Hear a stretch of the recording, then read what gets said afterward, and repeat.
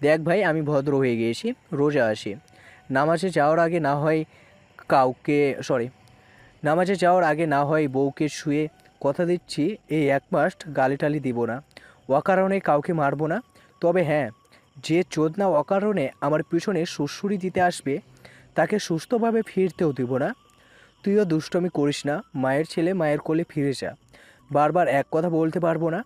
যা যা, বাড়ি যা। বাড়ি যাব? আগে তোর 3 বোনের এক বোনকে দে, খেয়ে কবরে শুয়ে আসি। এই বালের এই বালের বাল লা উঠাস না বলে দিচ্ছি। তুমি আমার বিয়ে করা বউ না, যে আদর করার লোভে ঘরে আটকে তোমায় অসুধা কথাবার্তা গোগার্সে গিলে যাব। বোনদের নিয়ে নোংরা কথা সহ্য হয় না শাওনের, মাথা এলোমেলো হয়ে যায়, মেজাজ সামলানো দায় হয়ে পড়ে। এখনই হচ্ছে, তাই সে চোয়াল শক্ত করে পুনরায় সাবধান করলো। লাস্টবার বলছি, মুখে লাগাম দে। কনক যেন এবার আরো ক্ষিপ্ত হয়ে উঠল।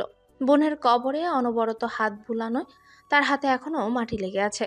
সেই মাটি হাতে সায়নের টি শার্টের কলার চেপে বলল, ওই মাদার, কেন লাগাম দেব? বল কেন?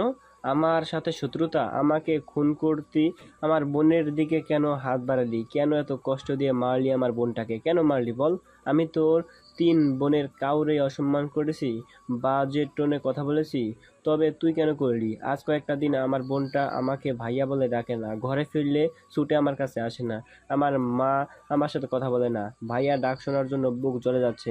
আমার পুরো দুনিয়া অন্ধকার করে দিয়েছিস তুই। তোকে আমি ক্ষমা করব না, কখনোই না। আজ এক অসহায় ভাই হয়ে অভিশাপ দিচ্ছি, তুইও জীবনে একবার হলেও আমার জায়গায় এসে দাঁড়াবি। আল্লাহ যেন তোকে দাঁড় করায়।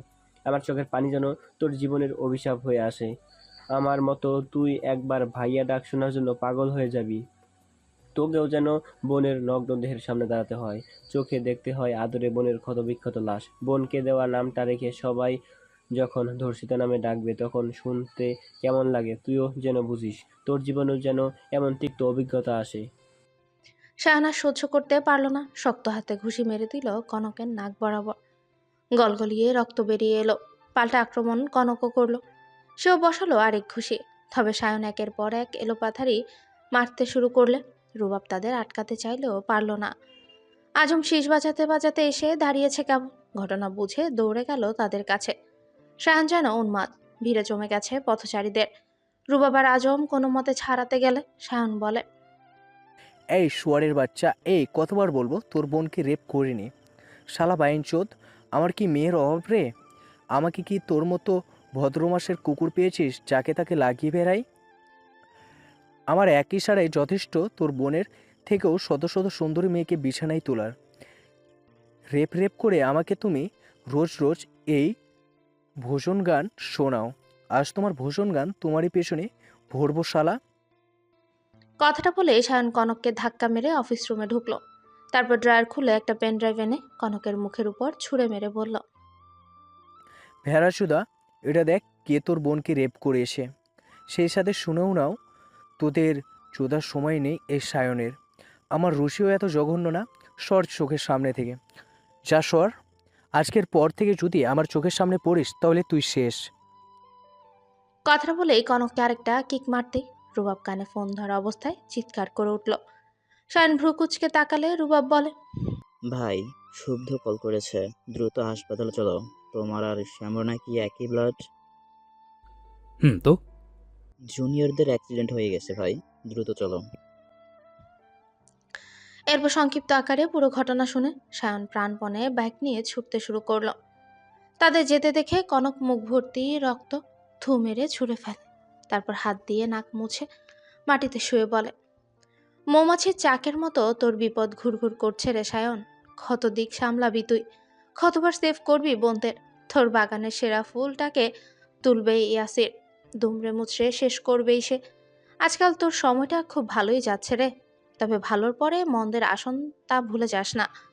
আমার বিশ্বাস তোদের নাকানি চুবানি খাওয়াতে শুধু ইয়াসিরই যথেষ্ট। রেডি থাক, একে একে সব ব্যথা ফিরিয়ে দেওয়া হবে তোদের। RLRC নামের এক উন্নত মানের হাসপাতালের ওটির সামনেই বসে আছে চৌধুরী নিবাসের প্রত্যেকটা সদস্য। চোখ ভর্তি জল নিয়ে চাতক পাখির ন্যায় তাকিয়ে আছে ওটির দরজার দিকে। সাম্য সৃজনের অপারেশন এখনো চলমান।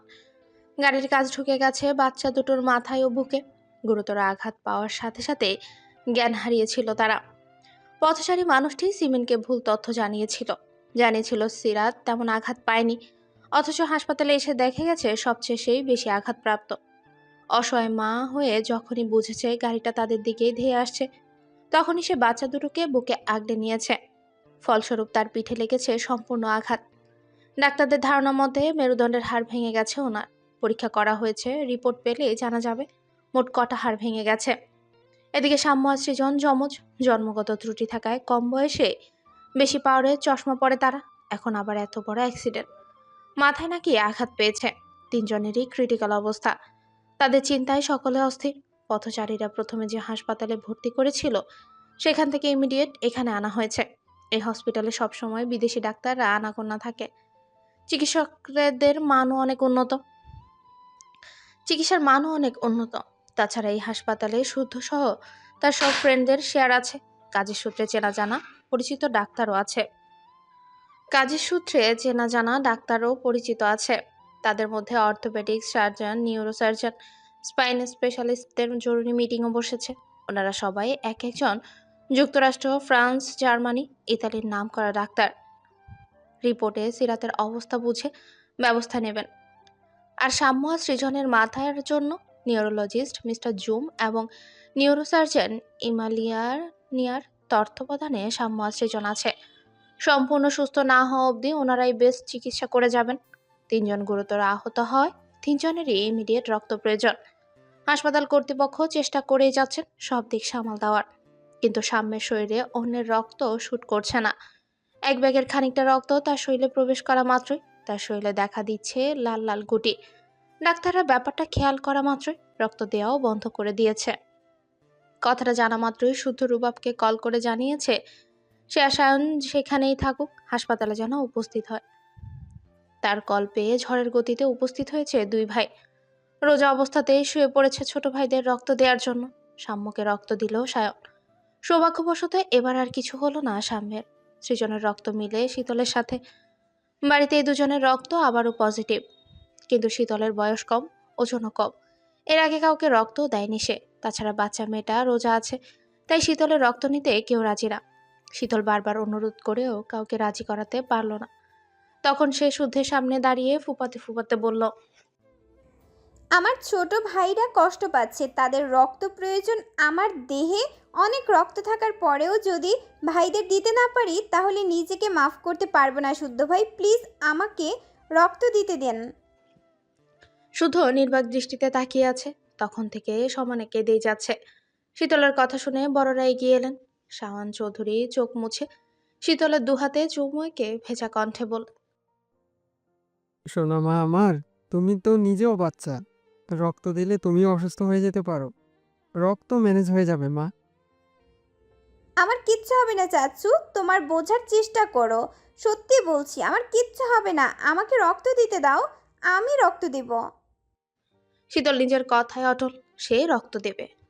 এমন সময় মেয়ের জেদ দেখে সিমিন ধুম করে একটা কিল বসিয়ে দেন শীতলের পিঠে। শীতল ঠোঁট উল্টে কেঁদে কেঁদে বলে, নিবা না তো আমার রক্ত? সত্যি নিবা না? তাহলে আমিও বলছি, এখন আমার রক্ত না নিলে আমি এক্ষুনি বাসায় যাব। তারপর ধারালো ছুরি দিয়ে হাত কেটে রক্ত ঝরাবো। যে রক্ত আমার ভাইদের গুরুতর অবস্থাতেও কাজে লাগে না, সেই রক্ত শরীরেই রাখবো না। কথাটা শুনে অনেকেই তাকে বোঝালেও কাজ হলো না। জেদি একরোখা শীতলের জেদের কাছে সবাইকে হার মানতেই হলো। সে ছোট ভাইকে রক্ত দিবেই দিবে। তার এমন পাগলামোতে শুদ্ধ আর বারণ করলো না। নার্সকে ইশারা করে শীতলকে ভেতরে নিয়ে যেতে বলল। একটু পরেই এক মেয়েকেও সেখানে পাঠালো। মেয়েটি নার্সকে যেতে বলে শীতলের সাথে টুকটাক কথা বলতে বলতেই রক্ত নেওয়ার প্রসেস শুরু করে। গল্পে গল্পে বোকা শীতলটা খেয়ালি করেনি শুদ্ধের ইশারায় হাফ ব্যাগেরও কম রক্ত নেওয়া হয়েছে, এবং সেটা যেন শীতলের চোখে না পড়ে তাই অন্য ব্যাগ ভর্তি রক্ত রেখে দেওয়া হয়েছে। ব্যাগ ভর্তি রক্ত দেখে শীতল ভেবেছে ওরই রক্ত, তাই রক্ত দেওয়া শেষে তার মুখে হাসি ফুটেছে। কিন্তু উঠতে গিয়ে মাথা ঘুরে ওঠে, চোখ অন্ধকার দেখছে। দুর্বলতায় পড়তে গেলে শক্ত একজোড়া হাতের মালিক তাকে আগলে ধরেছে। শীতলের মাথা ঠেকেছে এক মানবের প্রশস্ত বুকে। শীতলের চোখ বন্ধ করে আঁকড়ে ধরেছে সেই মানুষটাকে। নাকে বিচ্ছে পরিচিত ক্রেড অ্যাভেন্টিয়াস নামের আইকনিক ও বিলাসবহুল পারফিউমের সুঘ্রাণ, যেটা ফ্রুটি উডি স্মোকি এবং খুবই ব্যালেন্সড। তাদের বাড়িতে শুদ্ধ ভাই এটা ব্যবহার করে। সেই হিসেবে নেত্রজোড়া না খুলেই আত্মবিশ্বাসের সাথে বলে দিতে পারবে এটাই তার শুদ্ধ ভাই। পড়তে নিলে শুদ্ধ এখন নিশ্চয়ই তাকে ঝাড়ি মারবে। সে কথা ভেবেই সেভাবেই বুকে মাথা টেকিয়ে বিড়বিড় করে বলল, একদম ঠিক আছি শুদ্ধ ভাই, সামান্য এই একটু মাথা ঘুরেছে, এই যা। কথাটা শুনে শুদ্ধ বেশ কিছুক্ষণ সেভাবে দাঁড়িয়ে রইল। তারপর পাশের একটা কেবিন দেখি সিমিনকে বলল শীতলকে শুয়ে দিয়ে আসতে, কিছুক্ষণ রেস্ট নিক সেখানে। শুদ্ধের কথা শুনে সিমিনও তাই করলেন। এদিকে শুদ্ধের কল পেয়ে ছুটে এসেছে হাসান, কামরান, অর্ক। কিছুদিন ধরে বিশেষ কাউকে নজরদারিতে রাখতেই গা ঢাকা দিয়েছিল ওদেরকে। কাজের কাজ হয়ে গেছে এবং পাকাপোক্ত খবর এনেছে আজকের এই ঘটনাটা পরিকল্পনা মাফিক। এসব ঘটিয়েছে মাফিয়া কিং ইয়াসির শেখ।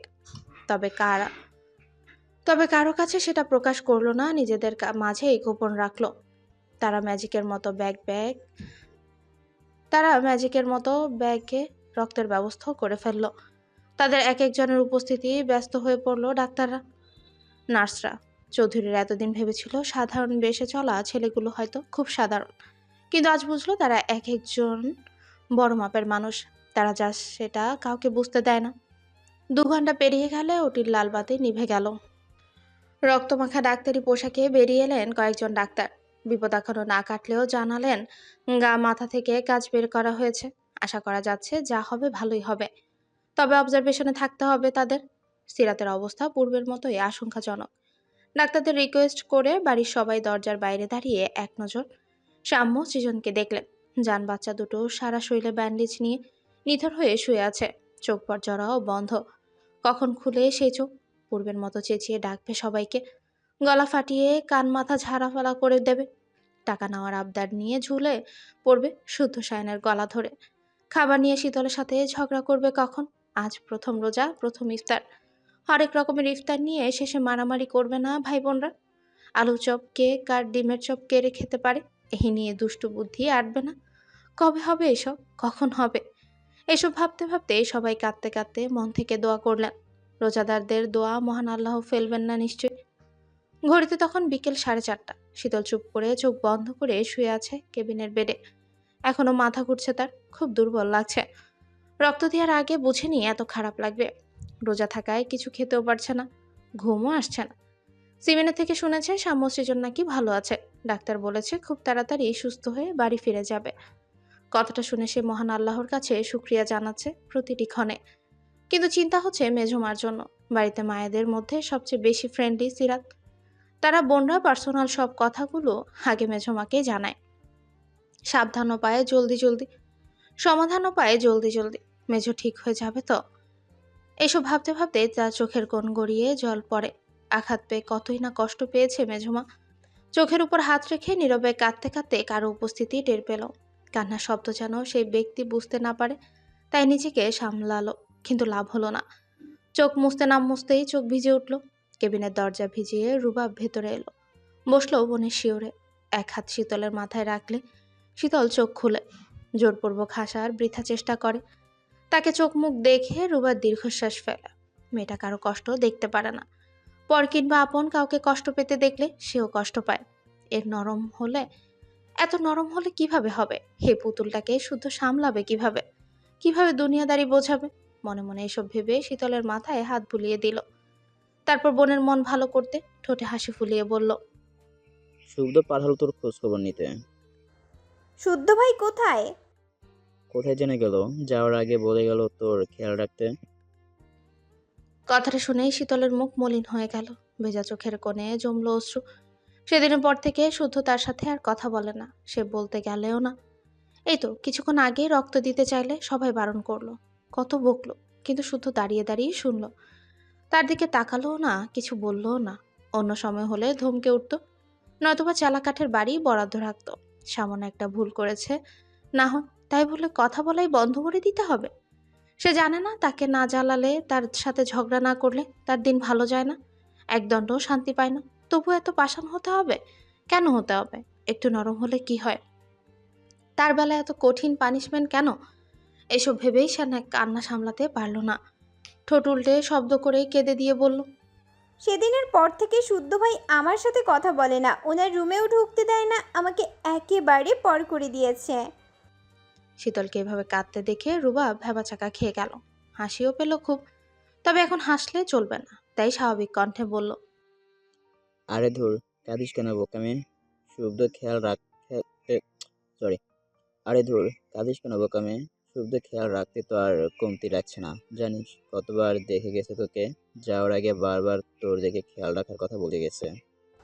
যে খেয়ালে পরপর অনুভব হয় সেই খেয়াল লাগবে না আমার। তুমি শুদ্ধ ভাইকে বলো আবার আগের মতো হয়ে যেতে। সেটা হবে না রে পাগলি। কেন হবে না? ঘুমন্ত সিংহকে খুঁচিয়ে তুই অথচ তার হিংস্র থাবা হজম করবি না? শুদ্ধ ভাই ঘুমন্ত সিংহ? কী সব বলছো ভাইয়া? কিছুই তো বুঝছি না। রুবাব হাসল। হে পাগলিটাকে কি করে বোঝাবে? তার শুদ্ধ ভাই শাসনের আড়ালে পৃথিবী সমান ভালোবাসা লুকিয়ে রেখেছে।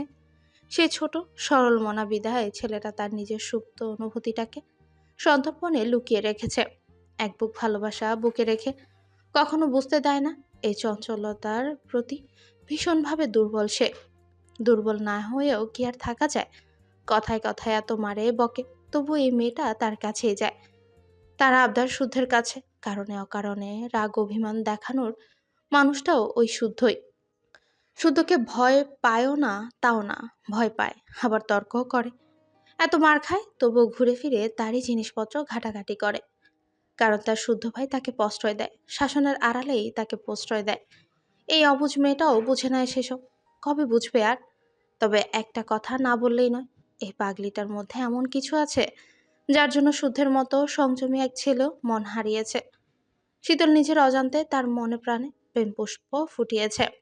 তবে সে সত্যিই সন্ধিহান এই ছেলে আদৌ কখনো নিজের মুখে ভালোবাসার কথা প্রকাশ করবে কিনা, শীতলের সৌভাগ্য হবে কিনা শুদ্ধের মুখে ম্যাজিক্যাল শব্দ শোনার। মনে মনে এসব ভেবে রুবাবকে হাসতে দেখে শীতল মুখ ঘুরিয়ে নিল। সে কষ্ট পাচ্ছে, অথচ রুবাব ভাই হাসছে। সব ভাইগুলো কেমন যেন হয়ে যাচ্ছে, কেউ তাকে ভালোবাসে না, সব কষ্ট দেয়। শীতলকে মুখ ঘুরাতে দেখে রুবাব বোনের মুখটা ওর দিকে ঘুরিয়ে নিয়ে বলল, নির্দিষ্ট একটা সময় সবার জীবনে প্রেম আসে। সেই প্রেম ধরা দেয় বসন্ত রূপে, রঙিন কিছু স্বপ্ন লুটোপুটি খায় নির্ধারণ প্রেম অনুভূতিতে। তবে এই বসন্তের কারণে বারণ রয়েছে ভিন্নতা, মিশে রয়েছে মুগ্ধতা ও দগ্ধতা। এই বসন্তের ফাগুনের আগুনের ন্যায় এই আগুন নিজেকে যেমন পোড়ায়, সেই সাথে অন্যকেও পোড়ায়।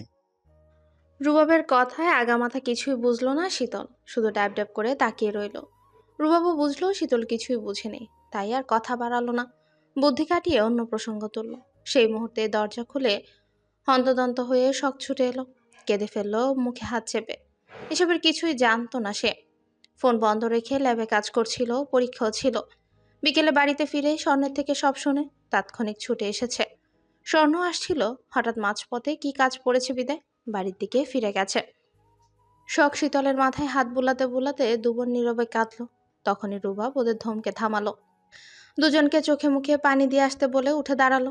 ইফতারের সময় হয়ে এসেছে, বাড়ির সবাই রোজা আছে। এত এত টেনশনে ভুলে গিয়েছিল, তাই ইফতারের ব্যবস্থা করতে দ্রুত পায় কেবিনের বাইরে যেতে হাসপাতাল ম্যানেজার এসে জানালো সবার জন্য ইফতারের আয়োজন করা হয়েছে। ইফতার গ্রহণ করলে খুব খুশি হবে। সবাই এটাও বুঝলো শুদ্ধের কারণে স্পেশালভাবে সেবা পাচ্ছেন ওনারা। এদিকে শুদ্ধ, সায়ন, অর্ক, হাসান, কামরান কেউ নেই। আপাতত বাড়ির কয়েকজনই আছে হাসপাতালে। সেই মুহূর্তেই শুদ্ধ জানালো হাসপাতালে ইফতার সেরে নিতে এবং ইফতারের পর শীতলকে বাড়ি পাঠিয়ে দিতে। অবলা গরুর গায়ে নাম্বার বসাতে চামড়া পুড়িয়ে দেওয়া হয় যাতে সেই নাম্বার কোনোভাবেই না ওঠে, তেমনি তোমার শরীরে আমি আমার নাম সেভাবেই খোদাই করব। শীতল রানী, যেমন আমার নামটা তোমার শরীরে জ্বলজ্বল করে, সেই নামের উপরে আমি চুমু খাবো, চুমুতে চুমুতে ভিজিয়ে দেব তোমার নরম কয়া, শিহরিত হবে তোমার সর্বাঙ্গ। আহা, সেই দিনের অপেক্ষা। কথাটা বলেই আসির ল্যাপটপের দিকে তাকিয়ে হো হো করে হেসে উঠল। ল্যাপটপে জলজল করছে শীতলের হাস্যোজ্জ্বল ছবি। মেয়েটাকে দেখলে খুব করে ছুতে ইচ্ছে করে। এত আদরে কেন মেয়েটা? পবিত্র একটা ভাব রয়েছে সর্বাঙ্গে। আচ্ছা, মোমের মতো ফর্সা ত্বকে তার কঠোর স্পর্শ সহ্য করতে পারবে শীতল রানী, নাকি অসহ্য হয়ে আজ ভাইয়ের রক্ত দেখে যেভাবে কেঁদেছে সেভাবেই কাঁদবে? কাঁদলে কাঁদুক না, কিছু কিছু ক্ষেত্রে কাঁদা ভালো। একে একে বিড়বিড় করে সে রেড ওয়াইনের বোতল থেকে ঢকঢক করে ওয়াইন গিলল। বাম পা থেকে ঝরঝর করে রক্ত ঝরছে। এ আর নতুন কি, এইসবে অভ্যস্ত সে। তবে আশ্চর্যের ব্যাপার, তাকে শ্যুট করেছে একটা মেয়ে। মুখ ছিল কালো কাপড়ে বাঁধা, অদ্ভুত সুন্দর দুটো চোখ, হাতের নিশানা অবাক করার মতো। কি সে? সে কেন তার উপর হামলা করলো? তাকে তো কখনো দেখেনি, চেনেও না। তবে এক পলক দেখেই মনে হয়েছে সে যেন এক অগ্নিকন্যা। তখন পালাতে গিয়ে গাছের কাটার আঁচড় লেগেছে বুকে, গালে, গলায়। মেয়েটার পরে ঘন্টা খানিকের ব্যবধানে আবারও দু একবার আক্রমণ হয়। বুঝতে বাকি নেই স্বয়ং শুদ্ধ এসেছিল এখানে। তবে ভীষণ মজাও পেল শুদ্ধ সব জেনে যাওয়ায়। প্রথমে আদরের বোন কিডন্যাপ, এরপর ছোট ভাইদের গুরুতর অ্যাক্সিডেন্ট। আহারে, এখন সে যে খেপা ষাঁড়ের রূপ ধরবে কথাটা ভালো করে জানে। আচ্ছা, ছানা দুটোকে একেবারে মেরে দিলে কেমন হতো? মারলে শুদ্ধ সায়ন কতটা তরপাবে? ধুর, ওদের কথা ভাবলে নেশা জমবে না। সেসব কথা আপাতত বাদ বলে চোখ বন্ধ করে হেলান দিয়ে বসলেও পুনরায় তার মাথায় ঘুরপাক খেতে লাগলো সাহসী মেয়েটার কথা। মেয়েটা কে? আচ্ছা, চৌধুরী বাড়িতে এমন কোনো মেয়ে আছে নাকি যার নিশানা এত নিখুঁত, এত চমৎকার? কথাটা ভেবে এসে উঠে বসলো। ঠোঁটে চিমটি কাটতে কাটতে ভাবতে লাগলো ঘন্টা ছাড়েক আগের ঘটে যাওয়া ঘটনা। রাত তখন 2:30। অমাবস্যার রাত বিদায়, ঘুটঘুটে অন্ধকার চারপাশ। এমন সময় চন্দ্রবিন্দু নিকেতন নামে ভাঙা বাড়ির সামনেই দাঁড়িয়ে আছে। এমন সময় চন্দ্রবিন্দু নিকেতন নামে ভাঙা বাড়ির সামনে দাঁড়িয়ে আছে এক মানবী। বয়স আন্দাজ করা না গেলেও ধারণা করা যায় উচ্চতা 5 ফুট 5। পরনে ব্ল্যাক জিন্সের সঙ্গে লেডিস লেদার জ্যাকেট, মাথায় হেলমেট। সে গত 2 সপ্তাহ যাবৎ ঝাউবনের আড়ালে দাঁড়িয়ে বাড়ির দিকে তীক্ষ্ণ নজর রাখে। কেন রাখে? সে কে এসব জানে না ইয়াসির। তবে অন্ধকার রুমে বসে গতকাল থেকেই মেয়েটাকে দেখে মিটিমিটি হাসছে সে। লুকোচুরি খেলা পছন্দ করে না। হাত যাবে নাকি নারীটির মুখ দর্শন করতে? গেলে মুখই দেখবে, কথাটা দিতে পারছে না যদিও, কারণ সে নারী লোভী, নারী দেহ নেশার মতো টানে থাকে। রেড ওয়াইন আর নারীতে বিশ্রীভাবে আসক্ত সে। কি আর করার, পুরনো অভ্যাস তো, ছাড়ের ইচ্ছেও নেই যদিও। মনে মনে এসব ভাবতে ভাবতেই সে ভাঙা বাড়ির পেছনের দরজা দিয়ে বের হয়। নিঃশব্দে চলাফেরা করায় পারদর্শী সে, কিন্তু গিয়ে দূরে থেকে খেয়াল করলো মেয়েটা সেখানে নেই। পালিয়ে গেল নাকি? আশেপাশেও কেউ নেই। কাউকে না দেখে ইয়াসির শীষ বাজালো। মুহূর্তেই তার মতো করে আরেকটা শীষ বাজালো। অবাক হলো ইয়াসির, ওই মেয়েটা নাকি শীষ বাজাতেও পারে? বাহ, দারুণ তো। তা আর কি কি পারে সে? তবে শত্রুকে দুর্বলভাবে নেয়ার বোকা সে নয়। তার প্যান্টের পকেট থেকে পিস্তল বের করে হাতে নিতে একটা গুলি চলে গেল তার কানের পাশ দিয়ে। নিশানা দেখে হাসলো সে। এর সাথে খেলাটাও খুব জমবে মনে হচ্ছে। তবে খুকির বুকে পাটা আছে বলতেই হয়। ইস, তাকে একটা দেখার জন্য মনটা আকুপাকু করছে। কথাটা ভেবে পা বাড়াতেই জঙ্গলের শুকনো গাছে দাউ দাউ করে আগুন জ্বলে উঠল। আগুনের আলোয় দেখা গেল কালো কাপড়ে মুখ বাঁধা এক নারীর মুখ। উফ, দারুণ দুটো চোখ, চোখে যেন অগ্নিবর্ষণ হচ্ছে। ইয়াসির তাকে আপাদমস্তক দেখে জিহ্বা দিয়ে ঠোঁট ভিজিয়ে একটা বাক্যই উচ্চারণ করলো। অগ্নিকন্যা। তবে এই শব্দ উচ্চারণ করার আগে মেয়েটি শুট করে বসলো তার বুক বরাবর। শুদ্ধ সায়নকে বাড়িতে পাঠিয়ে পুনরায় এসেছে হাসপাতালে। যা লাগবে হাসপাতাল থেকে ব্যবস্থা করা হবে। সারাদিন রোজা থেকে দৌড়াদৌড়ি করে প্রায় সবাই ক্লান্ত। তাছাড়া মেডিসিনের প্রভাবে পেশেন্টরাও সবাই ঘুমোচ্ছে। এখানে আপাতত সবাই না থাকলেও চলবে। রুবাবকে বলেছিল বাকিরা যেন বাড়িতে পাঠিয়ে যায়। বাকি রাত সে থাকবে হাসপাতালে। রুবাবও ওর কথা মতো তাই করেছে এবং শুদ্ধকে কলে জানিয়েছ তা। কিন্তু শুদ্ধ এসে দেখে রুবাবের কাঁধে মাথা রেখে শীতল ঘুমাচ্ছে। ওকে দেখে রুবাব ইশারা করলো কথা না বলতে, কারণ কেবলই ঘুমিয়েছে মেয়েটা। শুদ্ধের বিরক্ত মুখে তাকিয়ে বিড়বিড় করতে করতেই চলে গেল নারদের সাথে কথা বলতে। আর কোনো সমস্যা হয়েছে কিনা জানা দরকার। না, তেমন কোনো সমস্যা হয়নি দেখে ফিরে এলো আইসিইউর সামনে। তারপর ধীর কণ্ঠে রুবাবকে বলল, তুইও বাড়ি চলে যা। কিন্তু শীতল, ওরা তো ঘুমালে মরা গরু, এভাবে কেউ ঘুমায়? কার ব্যথা করবে না? দাঁড়া, ওকে কেবিনে শুয়ে দিয়ে আসে। আমার একটা কথা যদি শুনে বেয়াদবটা। মাঝে মাঝে ইচ্ছে করে থাপড়ে থপ ফেলে দিতে। থাক, বকিস না। না, বকবার কোলে তুলে নাচবো। কথাটা বলতে বলতে শুদ্ধ রুবাবের কাঁধ থেকে শীতলের মাথা নিজের বুকের কাছে নিল। এরপর ধীরে সুস্থে শীতলকে কোলে তুলে হাঁটা ধরলো কেবিনের দিকে। রুবাব ঠোঁট কামড়ে মৃদু হাসলো। ভালো নাকি বাসে না, আবার যত্নেরও কমতি রাখে না। শীতলকে ঠিকঠাকভাবে শুইয়ে দিয়ে সে রুবাবকেও চলে যেতে বলল শুদ্ধ। এদিকে শাহিরির সময় হয়ে আসছে। রুবাব ওদেরকে সাবধানে থাকতে বলে রওনা হলো বাড়ির পথে। শুধু কেবিনে ফিরে পাশের ফাঁকা পেটে শরীরটা এলিয়ে দিল। কি ভেবে যেন ঘাড় কাত করে তাকালো ঘুমন্ত শীতলের দিকে। এই বোকা রানীটা জানে তার জন্য কত কি ঘটে গেছে। এমনকি সে এত রাতে কোথায় থেকে ফিরল, কার সাথে দেখা করতে গিয়েছিল, কিছুই তো জানে না, হয়তো জানবেও না। কারণ বর্তমানে তার ত্রিসীমানায় আছে কঠোর নজরদারি এবং কঠোর সতর্কতা। না রেখেও যে উপায় ছিল না, কারণ ঘোর বিপদ যে দোরগোড়ায়। এসব ভেবেই সে নিঃশব্দে উঠে বসে। রক্ত নেওয়ার সময় যেখানে সূচ ফুটানো হয়েছিল সেখানে লাল হয়ে আছে। মেয়েটার শরীর এত নাজুক, হালকা স্পর্শেও লাল হয়ে যায়। সে হাত থেকে নজর সরিয়ে থাকালো ওই আদরি মুখটার দিকে। এই আদরের পুতুলটাকে ভালোবাসার কারণ জানে না, তবে ছোট থেকে কেন জানো মনে হতে এই জীবন্ত পুতুলটা শুধু তারই রুমে শোভা বাড়াবে, তারই হবে, হতেই হবে। কারণ পুতুলের জন্য তার বুকটা হবে নিরাপদ আবাস স্থল। কথাটা ভেবেই সে উঠে দাঁড়ায়। বোতল থেকে পানি খেয়ে পুনরায় শুতে। শাহানের মেসেজ এলো, শি ইজ ওকে। মেসেজ দেখে স্বস্তির শ্বাস ছাড়লেও বুকের দাবানল যেন তখনও জ্যান্ত, এবং এটাও অবগত এই দাবানল এত সহজে থামায়। মনে মনে এসব ভেবে ঘুম আসবে না জেনেও চোখ জোড়া বন্ধ করে নিল। কারণ তার পাশের বেডে থাকা ঘুমকুমারীর চোখের পাতা পিটপিট করছে। এতক্ষণ সে অভিনয় করছিল বুঝতে বাকি রইল না। দিনকে দিন ফন্দিবাজ হচ্ছে মেয়েটা। তবে এই মুহূর্তে পাজিটার বাঁচালো তার হাত থেকে বাঁচতে তাকেও এখন ঘুমানোর অভিনয় করতে হবে। সত্যি সত্যি শুদ্ধের চোখের পাতা বন্ধ করতে শীতল চোখ খুলে তাকালো। কিছুক্ষণ ড্যাব ড্যাব করে তাকিয়ে তাকিয়ে দেখলো ঘুমন্ত শুদ্ধকে। বালিশ ছাড়াই ঘুমোচ্ছে মানুষটা। সে উঠতে গেলে হাত ছাড়া বেড শব্দ করতেই চোখ বড় বড় হয়ে গেল। যখনই দেখলো শুদ্ধের ঘুম ভাঙেনি তখনই হাঁপ ছেড়ে বাঁচলো যেন। অতঃপর সে বেড থেকে নেমে কেবিনের বাইরে গেল। তাকে যেতে দেখে শুদ্ধ ভ্রু কুঁচকে মাথা উঁচিয়ে তাকালো। পাক্কা 1 মিনিটের মধ্যে কেবিনে না এলে চড়িয়ে ভেতরে আনবে বলে ভেবে নিল। মিনিট না, 40 সেকেন্ডের মাথায় ফিরে এলো শীতল। শাম্য সৃজন ও সিরাতকে দেখতে গিয়েছিল। সব ঠিকঠাক দেখে কেবিনে এসে নীরবে পায়চারি করলো। নখ কামড়াতে কামড়াতেই শুদ্ধের দিকে একবার উকি ঝুঁকিও মারল। সে ঘুমোচ্ছে ভেবে এক বুক সাহস নিয়ে এগিয়ে এলো। তারপর ধীরে ধীরে শুদ্ধের মাথা ধরে বালিশে রাখলো। শুদ্ধের কাঁচা ঘুম না ভাঙিয়ে কাজটা করতে পেরে মিষ্টি করে হাসলো। তারপর কিছুক্ষণ শুদ্ধের মুখপানে তাকিয়ে বিড়বিড় করলো, এই যে বিশুদ্ধ পুরুষ আমাকে ভালোবাসতে শেখাবেন, দক্ষিণা হিসাবে আমার আমিটাকে দিয়ে দেব। কথাটা বলে একটু থামলো।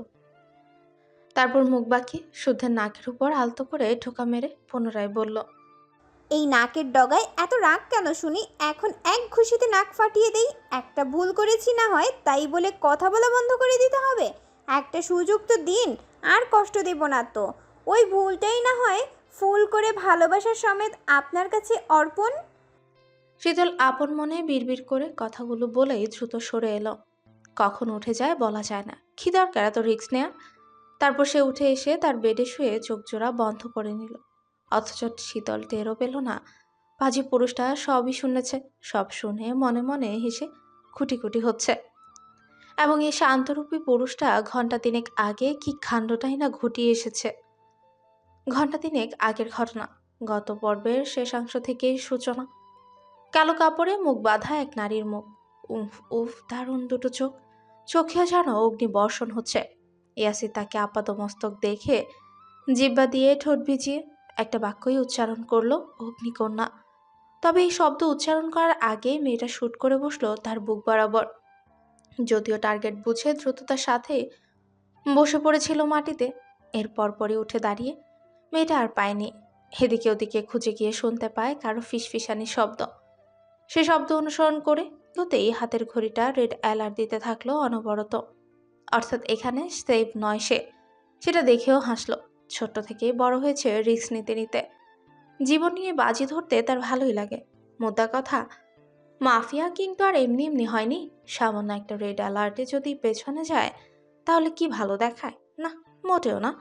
তাছাড়া কাপুরুষরা পালায়। কথাটা ভেবে সে ক্রূর হেসে পেছনে সরতেই কারো উপস্থিতি টের পেল। চট করে পেছনে ঘুরে পিস্তল তাক করতে দূর হতে জ্বলন্ত অগ্নিশিখায় ধীরে ধীরে স্পষ্ট হলো সোয়েব শুদ্ধের শক্তপোক্ত শারীরিক অভয়। তার থেকে 5 হাত দূরত্বে দারুণ এক ভঙ্গিমায় দাঁড়িয়ে আছে ছেলেটি। তীক্ষ্ণ চাহনিতে তাকিয়ে আছে তারই দিকে। ছেলে হয়েও সে বলতে বাধ্য, এই সায়েন্টিস্টের অ্যাটিটিউডের হাই লেভেলই তার পার্সোনালিটির পরিচয় দেয়। বডি ফিটনেস দেখতে যেমন, তেমনই ধারালো তার দুর্ধতা। নয়তো এত তাড়াতাড়ি তাদের মুখোমুখি হওয়ার কথা না। শুধু আজ সরাসরি দেখলো মাফিয়া কি, এর সুদর্শন রূপ। ইয়াসিরের নীলাভ চোখ আর ফেস বলে দিচ্ছে দেশি বিদেশি মিলেই তার মুখাবয়।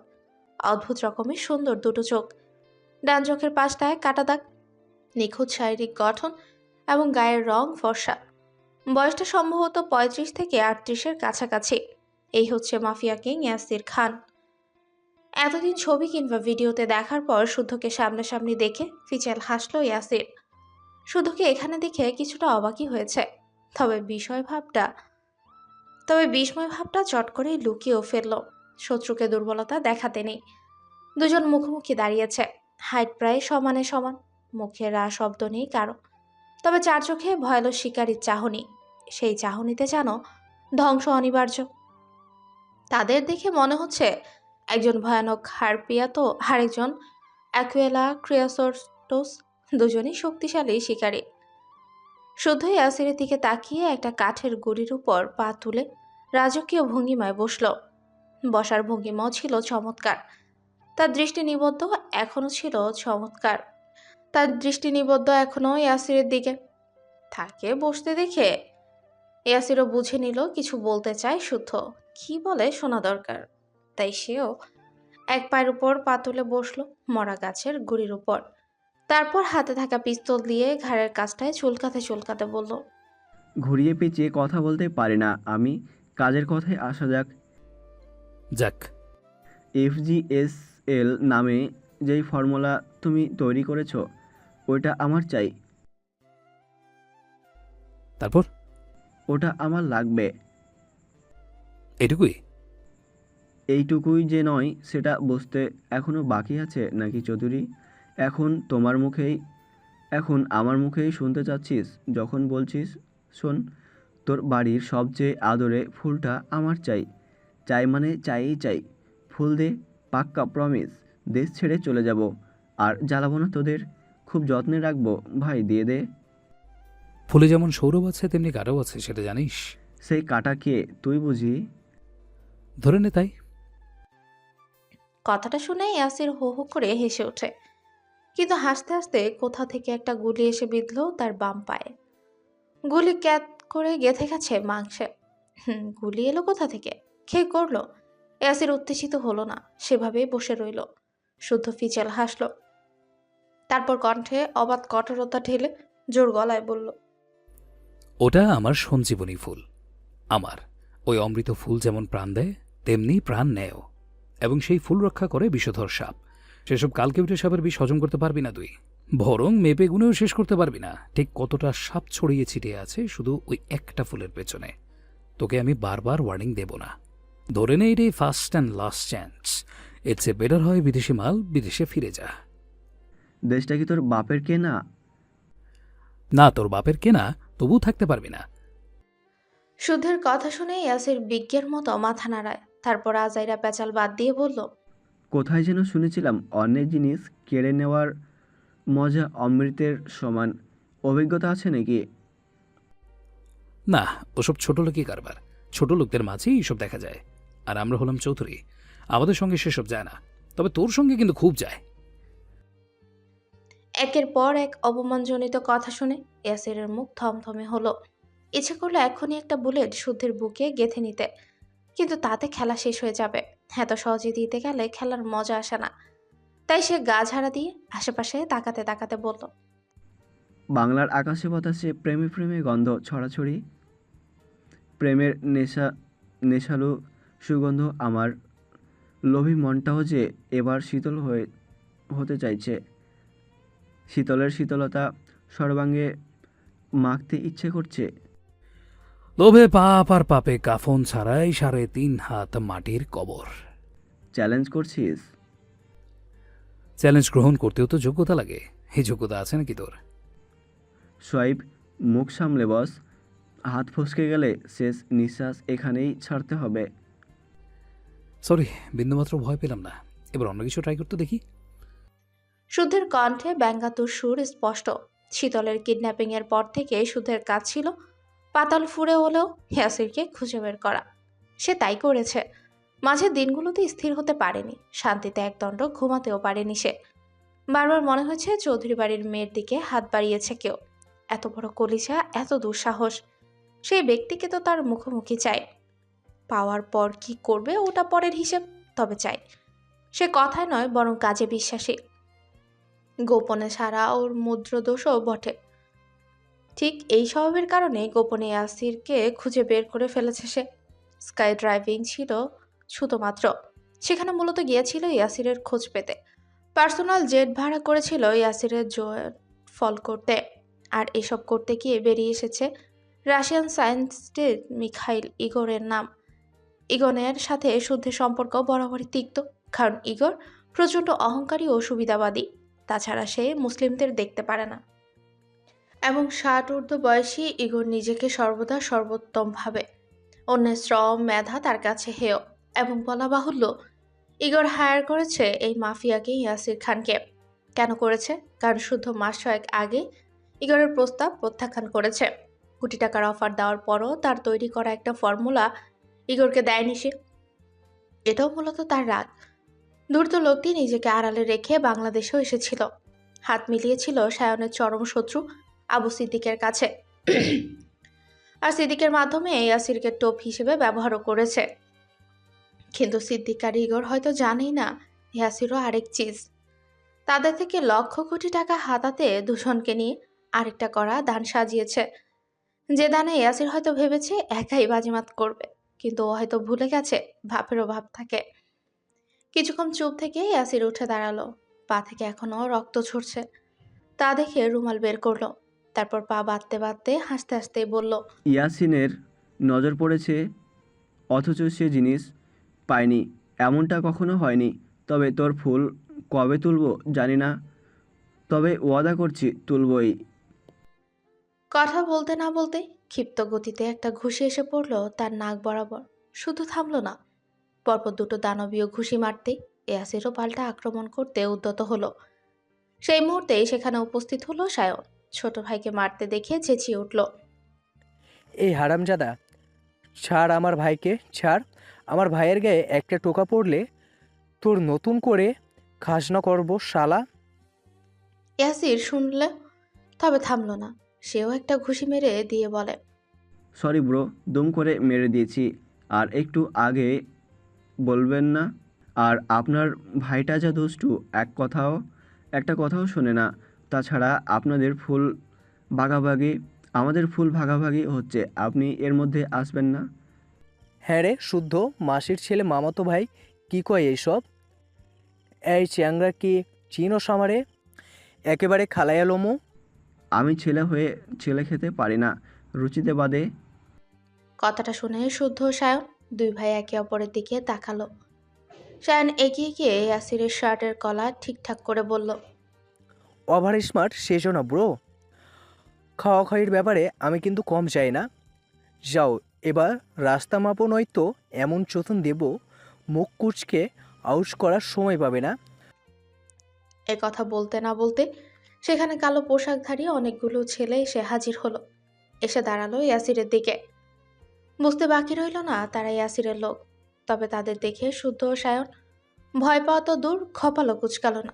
ছেলেগুলো শুদ্ধ ও সায়নের দিকে এগোতে পরপর একই সাথে 5টা অদৃশ্য গুলি এসে বিঁধল ফাঁকা মাটিতে।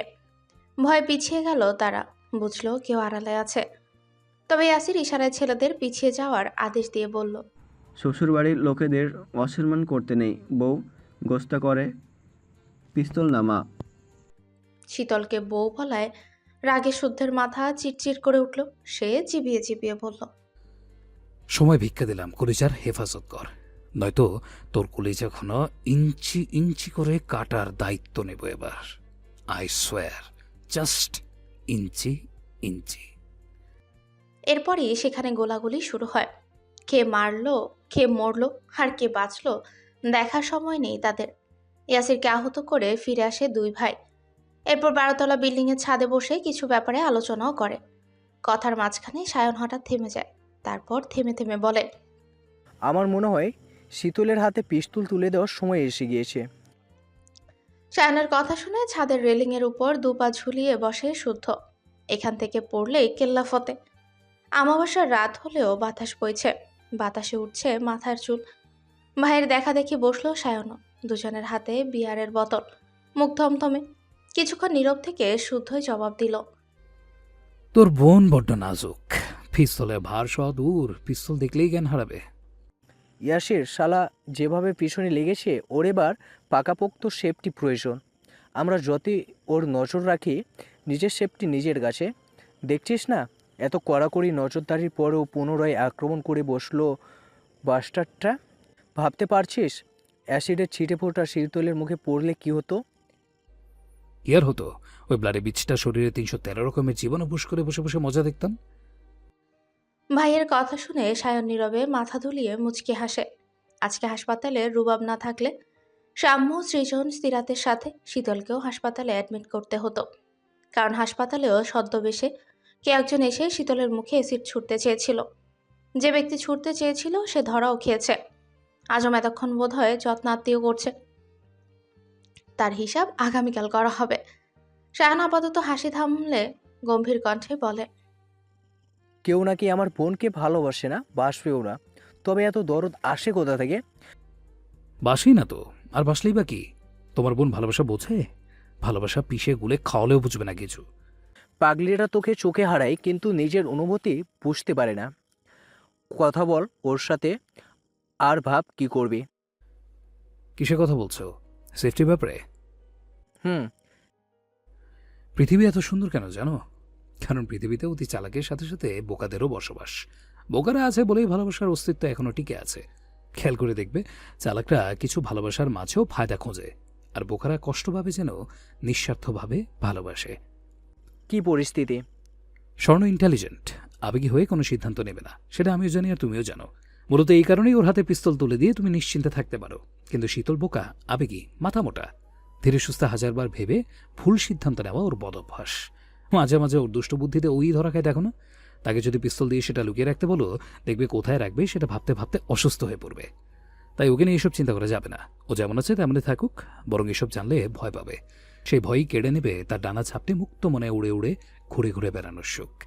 এর চেয়ে সে তার মতোই থাকুক। আমি আছি তো, ভরসা রাখো আমার উপর। কথা দিচ্ছি, আমি জীবিত থাকতে তোমার বোনের উপর ফুলের টোঁকাও পড়তে দেব না। শুদ্ধের কথাগুলো সায়নও গভীরভাবে ভাবল। শুদ্ধ কথাগুলো ভুল বলেনি। অতঃপর দুই ভাই আরো কিছু ব্যাপারে আলোচনা করলো। আধা ঘন্টা পর সেখানে আরো কয়েকজন হাজির হলো। তাদের নিয়ে একটা মিটিংও হলো। টানা 1.5 ঘন্টা সেই মিটিং শেষ করে সায়ন গেল বাড়ির দিকে, আর শুদ্ধ হাসপাতালে। সময় যেন বহমান স্রোত। সে আপন মনে বইতে থাকে, নিজস্ব গতি দেয়। আমাদের জীবনের সুখ কিংবা দুঃখ কোনটাই স্থির নয়। সুখের পরেই যেমন দুঃখের আগমন, তেমনি দুঃখের পরপরই সুখ এসে ভুলিয়ে দেয় কিছু কষ্ট, কিছু ব্যথা। এদিকে দেখতে দেখতে কেটে গেছে প্রায় দুটো সপ্তাহ। শাম্মু, সৃজন, সিরাত আজ সকালে হাসপাতাল থেকে বাড়ি এসেছে। চিকিৎসা এখনো চলমান তাদের। আরো সপ্তাহখানিক ওদের হাসপাতালে থাকার কথা থাকলেও বাচ্চা দুটো বাড়ি আসার জন্য কেঁদে কেটে হয়রান। ঘুরে ফিরে একই কথা, হাসপাতালে ভালো লাগে না। শুদ্ধ, সায়ন, রুবাব, শখ, স্বর্ণ, শীতল যে যেমন ভাবে পারে তাদের সময় দেয়, হাসাতে চায়। কিন্তু ওরা একসাথে কান্না জুড়ে আবদার ধরে, বাড়ি চলো বাড়ি চলো। এই যাকে ভালো লাগে না। পরে দুজন নার্সকে তাদের দেখভালের জন্য আনাও হয়েছে। রিপোর্টে এসেছে সিরাতের মেরুদণ্ডের হাড় না ভাঙলেও ফাটল ধরেছে। বড্ড ভুগতে হবে ওনাকে। সেজন্য সোজা হয়ে দাঁড়াতেও পারে না, প্রচণ্ড ব্যথা করে। ডাক্তারও জানিয়েছেন শারীরিক ক্ষত সারলেও এই সমস্যা দীর্ঘদিন থাকবে। সব মিলিয়ে কটা দিন চৌধুরী নিবাস যেন নেতিয়ে পড়েছিল। সুখ হারিয়ে গিয়েছিল যেন বাড়িটা থেকে। আজ গোটা 14 দিনের মাথায় বাড়িটি আবারও গমগম করছে। কথার হাট বসেছে, হাসি খুনসুটিতে বাড়ি মেতে উঠেছে। বিলাসবহুল ড্রয়িং রুমে বসেছে সকলের আনন্দ মেলা। সব সদস্য উপস্থিত, কোন একটা কারণে হাসছে সবাই। শারাফাত চৌধুরী তাকিয়ে তাকিয়ে দেখছে সবার হাসি মুখ। এতগুলো দিন যেন শ্বাস নিতেও কষ্ট হতো ওনার। হবে নাই বা কেন, এ বাড়ির বাচ্চাগুলোই তো বাড়ির প্রাণ। তারা কি অসুস্থ থাকলে ভালো থাকা যায় নাকি? আজকে 15 রমজান, অথচ এতগুলো দিনে সবাই মিলে একসাথে ইফতার করতে পারেনি। তাই আজ বাড়িতে চলছে ইফতারের পার্টি। সব কাজ হাতে হাতে করছে সবাই। সিরাত হুইল চেয়ারে বসে আছে। রোজ প্রতি বেলায় অনেকগুলো মেডিসিন নিতে হয়, যার ফলে রোজা রাখতে পারেন না। এ নিয়ে আফসোসের শেষ নেই ওনার। সীতারা সিমিন দুই যা কত কিছু বলে বুঝায়, মানসিক সাপোর্ট দেয়। জায়দের সাপোর্ট পেয়ে ওনার বাপের বাড়িতেও যাননি উনি, কারণ উনি খুব ভালো করেই জানেন এখানে ওনার বিন্দু পরিমাণ অযত্ন হবে না, বরং এই বাড়ি ছেড়ে গেলে আরও অসুস্থ হয়ে যাবে। বিয়ের আগে ভাবতেন বাপের বাড়ির মতো শান্তি আর কোথাও নেই, কিন্তু এখন ভাবেন নিজের সংসার ছাড়া শান্তি বুঝি আর কোথাও মিলবে না। এখানেই শান্তি, এখানেই সব স্বস্তি। শুধু কিছুক্ষণের জন্য বাইরে গিয়েছিল, সে এসে দেখে তার রুমের দরজা হাট করে খোলা। ভেতরে কে গেছে বুঝতে বাকি নেই তার। পুরনো সে পার্স আবার দাওয়াতে। শীতলের অত্যাচার আবার বেড়ে গেছে। কদিন পার্সে কাজ না করায় কাদো কাদো মুখে দরজা থেকে ঘুরে যেত। এখন পার্সে কাজ করছে দেখে এখন সোজা রুমে ঢুকে পড়ে। দুদিন ইগনোর করেছিল দেখে এতিমের মতো মুখ করে তাকাতো। এটা ওটার ছুতোয় কথা বলতে আসতো। 4 দিন আগে রাতে বাসায় ফিরতেই দেখে তারই রুমের দরজা কাছে বসে আছে সে। সরতে বলতেই কান ধরে কেঁদে কেঁদে বলেছিল সরি। সে জবাব না দিলে ঠোঁট ফুলিয়ে কাঁদতে কাঁদতে ভাঙা ভাঙা স্বরে বলেছিল, সরি বলছি তো নাকি, আর কতবার বলবো? কেউ আমার উপর রেগে থাকলে আমার খুব কষ্ট হয়। এভাবে সরি বললে কি আর রাগ করে থাকা যায়, নাকি রাগের অভিনয় চালিয়ে যাওয়া যায়? অগত্যা থমথমে মুখে বলেছিল সে মাফ করে দিয়েছে, তবে এই শেষবার। অথচ মাফ পাওয়ার খুশিতে সে পূর্বের আবারও বাদরামো শুরু করেছে। যখন তখন রুমে আসা, রুমের জিনিসপত্র ঘাটাঘাটি করা, কিছু বললে মুখ ভেঙানো, খেতে বসে তার ভাগের খাবারে ভাগ বসানো, কফি এনে দিতে বললে আড়ালে গিয়ে এটো করে দাও। এভাবেই দিন কাটছে। এখন নিশ্চয়ই কোনো আবদার নিয়ে এসেছে, কারণ কিছুক্ষণ আগেও দেখেছে শখের ফোন নিয়ে অনলাইনে ঈদের ড্রেস দেখছে। হয়তো গতবারের মতো কোনো ড্রেস দেখিয়ে দাঁত বের করে বলবে, শুদ্ধ ভাই, এই ড্রেসটা কিনে দেন না, এটা কিনে দিলে ঠিক পুতুলের মতো একটা বউ পাবেন। দাম কত? 9320 টাকা। একটা ড্রেসের দাম 9,000 টাকা? টাকা কি গাছের শুকনো পাতা যে চাইলেই পাওয়া যায়? দেন না শুদ্ধ ভাই। বলছি তো টাকা নেই। ওই যে ওই লকারের সেকেন্ড ড্রয়ারে অনেকগুলো নতুন টাকার বান্ডিল আছে, ওখান থেকে নিন। তুই আবার আমার লকার খুলেছিস? আমি লকার খুলিনি, রুমে এসে দেখি খোলা। উকি মেরে দেখি অনেক টাকা, নতুন করকরা টাকা দেখি। টাকা না হাতালে কি পাপ হয়? তাই 5টা হাজারের নোট মেরে দিয়েছি। 5,000 নিয়ে আবার ড্রেস কেনার আবদার করছিস? তুলে অছর মারার আগে চোখের সামনে থেকে যা, যা বলছি। কথাটা শুনে এই মুহূর্তে মন খারাপ করে চলে গেলেও পরের ড্রেসটা নিয়ে ছেড়েছে। আর রুমে যতই টাকা পড়ে থাক সে কখনো হাত দেয় না, বরং সেটা তুলে ঠিকঠাক জায়গায় রাখে। এবং সেও বুঝে তাকে রাগাতে ভাজিটাই সব বলে। পূর্ণ কথা ছেদ ঘটিয়ে শুধু রুমে ঢুকে দেখে শীতল 4 হাত পা ছড়িয়ে ছিটিয়ে বিছানায় শুয়ে আছে। একটা বালিশ ওর বুকের উপর, ঠোঁটে মিটি মিটি হাসি। তাকে দেখা মাত্রই লাফ মেরে উঠে হড়বড় করে বলে, শুদ্ধ ভাই, দারুণ একটা খবর আছে। শুদ্ধর কথায় কোনো জবাব না দিয়ে ওয়াচ খুলে ওয়ালেটটা বের করে রাখে। সে জানে কিছু না বললেও দারুণ খবরটা শীতল তাকেই বলবে। তখনও শীতলের চোখে মুখে আনন্দ ছড়ে পড়ছে, কিছু একটা নিয়ে খুব বেশি খুশি বোধ হয়। তখন সত্যি সত্যি শীতল বলল, আবার গাছে উঠেছিলি?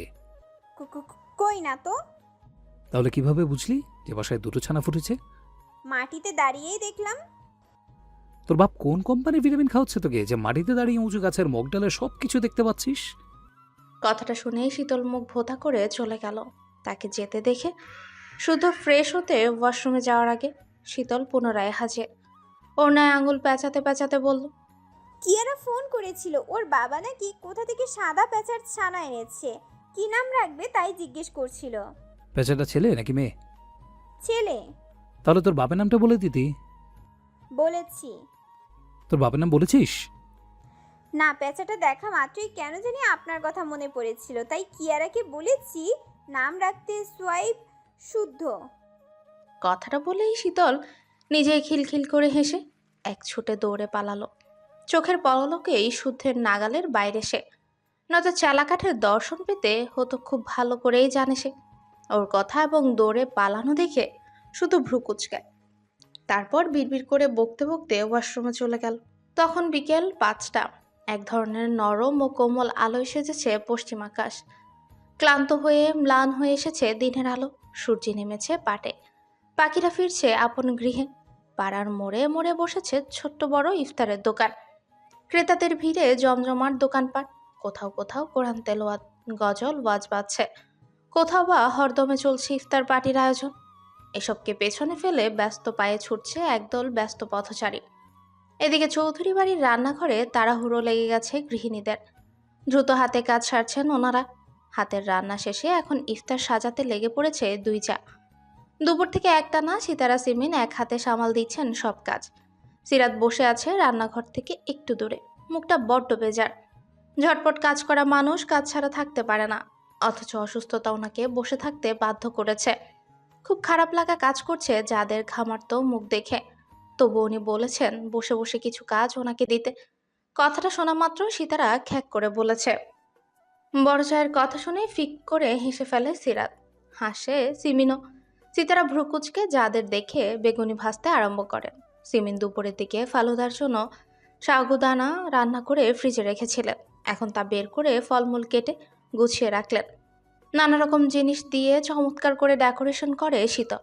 সে আবার এসব কাজ ভালোই পারে, কিন্তু এ নিয়ে 3বার মেয়েটাকে ডাকার পরেও সারা শব্দ নেই। তিনি বিরক্ত হয়ে আরেকবার হাঁক ছেড়ে ছাড়লেন। শীতল, এই শীতল, এইবার গেলে মার একটাও মাটিতে পড়বে না বলে দিলাম। ছোট জায়ের ডাকাডাকি শুনে সিরাজ জবাব দিলেন। মেয়েটা রোজা আছে, থাক না, একটু রেস্ট করুক। এত বড় ঢিঙ্গি মেয়ে, ফলগুলো তো কাটতে পারে, সব কথা বলে দিতে হবে? একটা কথা যদি শোনে। কথাটা শুনে সীতারা আঁচলে মুখটা মুছে শরবতে চিনি গোলাতে গোলাতে বললেন। মেয়েটার শরীরটা বোধহয় ভালো না, পাখির দানা খেয়ে রোজা আছে। সেদিন রক্ত দিল। থাক, ওকে এই গরমের মধ্যে আর ডাকিস না ছোট। দুই জায়ের কথা শুনে সিমিনের রাগে গজরাতে গজরাতে একটু থালা বাসন ধুতে ধুতে বলে। তোমাদের আদরে আদরে ও আরো বাদর হচ্ছে। ওর বয়সী সাদিকাকে দেখো, কি সুন্দর সংসার করে খাচ্ছে, অথচ এর গড়িমসি করতে করতে বছর যায়। ভালো কথা বললেও যদি শুনতো। শুনবি না তো শুনিস না। শ্বশুরবাড়ি গিয়ে শাশুড়ির খোঁচা খেতে খেতে নাকের জল চোখের জল এক হবে, তখন আমার কথা মনে পড়বে। তখন রুবাব এসে জবাব দিল। যে বাড়িতে আমার বোনকে কাজ করতে হবে সে বাড়িতে বিয়েই দেব না। আমাদের রাজকুমারীকে যে যত্নে রাখতে পারবে আমরা তার হাতে আমাদের বোনকে তুলে দেব। কল্পনার রাজ্য থেকে বেরিয়ে আয় বাবা। শ্বশুরবাড়ি গেলে রাজকুমারী যতই আদরের হোক, সেই আদর আর শ্বশুরবাড়িতে থাকে না। এজন্য বলছি, বোনের ভালো চাইলে কাজ শেখা। শীতলকে শিখিয়ে পড়িয়ে নাও বড় মামি। ও ছোট মানুষ, ওকে আর কি কাজ শেখাবো? বড় হোক, একদিন সবই শিখে যাবে। তখনই দৌড়াতে দৌড়াতে সিঁড়ি বেয়ে নামে শীতল। দুপুরে গোসল সেরে একটুখানি শুয়েছিল, কখন চোখ লেগে গেছে খেয়ালই করেনি। মায়ের ডাক শুনেছিল, তবে তখন আরামের ঘুম হারাম করে উঠে আসতে ইচ্ছে করছিল না।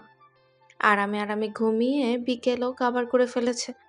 মেয়েটাকে এভাবে ধর্মড়িয়ে করে দৌড়াতে নামতে দেখে সিমিন মুখ ফিরিয়ে নেয়। এমন ভাব করলেন যেন খুব রেগে আছেন। তখন শীতল ওড়নায় আঙুল পেঁচাতে পেঁচাতে আমতা আমতা করে বলল। ডেকেছিলে আম্মু? হুম। কেন? আমরা এখানে শুয়ে আছি, তুইও এসে শুতি, তাই। সিমিনের কথা শুনে শীতল ভেবাচাকা খেয়ে গেল। বুঝলো মাকে রাগিয়ে দিয়েছে, তাই মায়ের রাগ ভাঙাতে এগিয়ে আসতে দেখতে পেল কাটা ফলমূল এবং তারই পাশে ফালুদার কাপ। বুঝলো এ কাজ তাকেই করতে হবে, তাই সে কথা না বাড়িয়ে প্রতিটি সদস্যর জন্য ফালুদা রেডি করার কাজে লেগে পড়ে। রান্নাঘরে স্পেস কম, মায়েরা অন্য কাজকর্ম করছে দেখে সব সামগ্রী নিয়ে রান্নাঘরের সামনেই বসলো।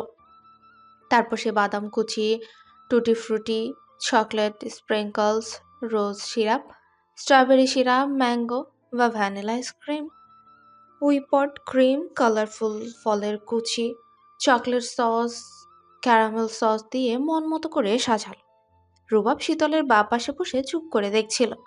সে বুঝে পায় না সাজানো গোছানোর ব্যাপারে মেয়েরা এত এক্সপার্ট কেন। এই যে ফালুদার কাপ এত সুন্দর করে সাজালো শীতল, কত যে কি দিল সেগুলোর নাম বলতে পারবে কি না শিওর জানা নেই। তবে তাছাড়া যাবে তো ওই পেটেই, তাহলে এত কাহিনী করার কি আছে। সবগুলো একসাথে বড় একটা বলে নিয়ে ঝালমুড়ির মতো সব আইটেম একসাথে দিয়ে নাড়া দিয়ে ঘপাক ঘপ গিলে নিলেই হয়। অযথা টাইম ওয়েস্ট করার দরকার আছে? মানে মেয়েরাও পারে বটে। শীতল সেগুলো সাজিয়ে ফ্রিজে তুলে হাত ধুয়ে বের হতেই সীতারা বলল, ও মা, ফোনটা শুদ্ধকে একটু দিয়াই না, আচ্ছা। বাগানের দিকে গেছে দেখ। হুম। আর শোন, আসার সময় কয়েকটা লেবু তুলে আনিস। আচ্ছা। কথাটা বলেই রান্নাঘর পেরিয়ে বাইরে এসে পিলারের পাশে দাঁড়িয়ে গেল। সুধীর ফোনের লক খুলতে চেষ্টা করলো, কিন্তু হলো না। তাই বিড়বিড় করে বকতে বকতে বাগানে গেল। বাগানে কেউ নেই, তাই গেল বাড়ির পেছন দিকের পুকুর পাড়ে। সরি, তাদের পুকুর পাড়টা শান বাঁধানো, অনেক জাতের মাছ ছাড়া বিধায় কেউ গোসল করে না। বাড়ির লোক এসে মাছ মেরে দিয়ে যায়। এদিকটায় নির্জন, তাই খুব একটা আশা হয় না। তবে শুদ্ধকে মাঝে মাঝে দেখা যায়। সে এখানে এসে দাঁড়িয়ে থাকে প্রায় সময়। এই যেমন এখনো দু পকেটে হাত গুজে দাঁড়িয়ে আছে। বাতাসে উঠছে তার কপালের উপর পড়ে থাকা অবাধ্য চুল।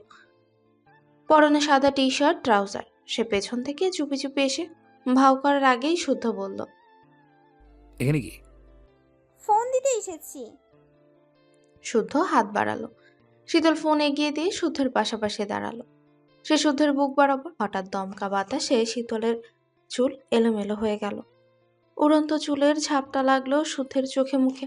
ব্যাপারটা খেয়াল করে ধমক খাওয়ার আগেই শীতল চুল গুছিয়ে হাত খোপা করে নিল। শাওন চৌধুরীর রাজহাঁসের মাংস ভীষণ পছন্দ। উনি মাঝে মধ্যে রাজহাঁস কিনে আনেন। কিছুদিন আগে খাবেন বলে এনেছিলেন, কিন্তু সাম্য সৃজনের অ্যাক্সিডেন্টের জন্য খাওয়া হয়ে ওঠেনি। ফলস্বরূপ রাজহাঁস দুটো দিনের বেশিরভাগ সময় পুকুরে ভেসে বেড়ায়। সন্ধ্যার পর দারোয়ান কাকা ওদের গ্যারেজে রাখে। শীতলের হঠাৎ নজর গেল ভেসে বেড়ানো হাঁস দুটোর দিকে। সে বলল, পুকুরে ভেসে বেড়ানো হাঁসগুলো কত সুখী, তাই না শুদ্ধ ভাই? ইস, আমিও যদি হাঁস হতাম। আফসোসের সুরে বলা শীতলের কথা শুনে পুকুরে তাকালো শুদ্ধ। হাঁস দুটোকে আপন মনে ঘুরে বেড়াতে দেখে সত্যিই মনে হচ্ছে তারা ভীষণ সুখী। তারা পুকুরে ভাসতে ভাসতেই ছোট ছোট মাছ পোকা ধরে খাচ্ছে, কখনো নিজস্ব ডাকছে, পাশাপাশি ভাসছে। টলটলে স্বচ্ছ জলে ধবধবে হাঁস দুটোকে দেখতে সত্যিই খুব সুন্দর দেখাচ্ছে। হঠাৎ পুরুষ হাঁসটি নারী হাঁসটিকে চেপে ধরে সঙ্গমে লিপ্ত হলো। যা ঘটল সেটা ছিল অনাকাঙ্ক্ষিত। এই দৃশ্য দেখে মুহূর্তেই ঠোঁটে হাসি এঁটে দাঁড়িয়ে থাকতে দেখা গেল শীতলকে। শীতলের হাসি মিলিয়ে গেল। বিস্ময় চোখ দুটো বড় বড় হয়ে গেল। ফর্সা আদুরে গাল দুটো রাঙা হয়ে ওঠে। কান দিয়ে যেন গরম ধোঁয়া বেরোতে লাগলো। নারী হাঁসটি পালাতে গিয়ে পারল না, হাটকা পড়লো পুরুষ হাঁসটির নিচে। শুধু পাশে থাকায় সে আর তাকিয়ে থাকতে পারল না। দ্রুত দৃষ্টি সরিয়ে অন্যদিকে তাকালো। কেন যেন হাত পা ভীষণ কাঁপছে। অসীম লজ্জায় চোখ তুলে তাকাতেও পারল না পাশের মানুষটার দিকে। ক্ষত শখ করেই না হাঁস হতে চেয়েছিল, কিন্তু কি থেকে কি হয়ে গেল। একরাশ লজ্জায় এক ছুটে পালিয়ে যেতে যেতে বিড়বিড় করলো, না না, আমি হাঁস হতে চাই না, ছি ছি। কথাটা বলতে বলতে পালিয়ে গেল ঠিকই, তবে ভুলেও আর পিছু ফিরে তাকালো না। কিন্তু একবার তাকালে হয়তো দেখতে পেত তার বিশুদ্ধ পুরুষ নিচের ঠোঁট কামড়ে ধরে হাসছে। হাসছে তার চোখ জোড়াও। কি চমৎকার সে হাসি! সে হাসি নিদারুণভাবে স্বচ্ছ জলে ফুটে উঠেছে। শীতল চলে গেলে বুঝতে পেরে সে হাসতে হাসতেই বলল, কেবল তো শুরু লাজুকতা, এখনই লজ্জায় ডুবলে চলবে? সর্বনাশের ছিপাগলে যাওয়ার কথাও তো স্মরণে রাখতে হবে। কথাটা বলেই সে মিটিমিটি হাসতে হাসতে পুকুর পাড়ে দাঁড়িয়ে রইল। আর শীতল দৌড়াতে দৌড়াতে বাড়িতে ঢুকলো। মেয়েকে দৌড়ে আসতে দেখে সিমিন কটমট করে তাকিয়ে রইল। সব সময় ফিঙ্গে ডানার মতো এ মেয়ে ছুটে বেড়ায়। স্থিরতা বলতে কিছু যদি থাকে এর মধ্যে, এ নিয়েও সাবধান করেছেন। সাবধান করলেই বা কি, এ মেয়ে শুধরাবে না। তবে ভেবেও নিলেন অকারণে দৌড়াদৌড়ি করতে গিয়ে যদি মুখ থুবড়ে পড়ে তাহলে তখনই আরেক ঘা বসাবেন। শীতল লাজুক মুখে হাসতে হাসতে এসে দাঁড়াতেই মায়ের সামনে থমকে দাঁড়িয়ে গেল। হাসি লুকানোর বৃথা চেষ্টা করে মুখ ভোঁতা করে মনে মনে ভাবল, কাজ করি না বলে আম্মু রেগে আছে। সমস্যা নেই, এখন কাজ করে সব তামা তামা করে ফেলবো, পরে কাজ করার উছিলায় নতুন জামার বায়না করব। কথাটা ভেবে চমৎকার করে হাসলো। তারপর ছোলা বাটি হাতে তুলে নিয়ে ডাইনিং টেবিলে রাখতে গেল। কিন্তু বিধি বাম পাপোসে পা আটকে ছোলার বাটি নিয়ে নিজে উপর হয়ে পড়ল। সঙ্গে সঙ্গে কাচের বাটি ভেঙে ছোলা ছিটিয়ে গেল। শীতল মায়ের মার খাওয়ার ভয় তাড়াহুড়ো করে ওঠার আগে সিমেন দ্রুত এগিয়ে গেলেন। একটা কাজও করে না, কালে ভাদ্রে যা করে তাতে অঘটন ঘটিয়ে বসে। ইফতারের সময় হয়ে গেল আর এখন এই অঘটনই ঘটাতে হলো। উনি রাগে ধুম করে একটা কিল বসিয়ে দিলেন শীতলের পিঠে। শীতল চোখ বড় বড় করে তাকিয়ে রইল মায়ের দিকে। পর মুহূর্তে আরেকটা মারতে গিয়ে সেটা মেয়েটার ঠোঁটে লেগে ঠোঁট দিয়ে গল গল করে রক্ত বেরিয়ে গেল। এদিকে সীতারা দ্রুত সিমিনকে আটকাতে গেলে খেয়াল করলো শীতল কেমন করছে। কিলটা এমনভাবে পিঠের উপর পড়েছে ঠিকঠাক নিঃশ্বাস নিতেও পারছে না। রুবাব আর সীতারা ব্যাপারটা খেয়াল করে দ্রুত বুকে আগলে নিলেন, মাথায় পিঠে হাত বুলিয়ে শান্ত হতে বললেন। এদিকে ইফতারের সময় হয়ে যাওয়ায় শারাফাত আর সাফওয়ান চৌধুরীও নিচে এসে বসেছেন কেবল। শায়ানও পার্টি অফিস থেকে ফিরে কেবল দরজা দিয়ে ঢুকেছে। সবাইকে রান্নাঘরের সামনে হুলস্থুল করতে দেখে সে দ্রুত পায়ে এগিয়ে গেল। নিচে বসে থাকা শীতল ভাঙা কাচের বাটি আর ছড়ানো ছিটানো ছোলা দেখে বুঝে নিল আসল ঘটনা। শীতলের ঠোঁট থেকে রক্ত বের হচ্ছে দেখে দ্রুত ঘাড় ঘুরিয়ে গেটের দিকে তাকালো। শুদ্ধকে বাগানের দিকটায় ফোনে কথা বলতে দেখে এলো। সে যদি দেখে তাহলে নির্ঘাত তুলকালাম বাঁধাবে।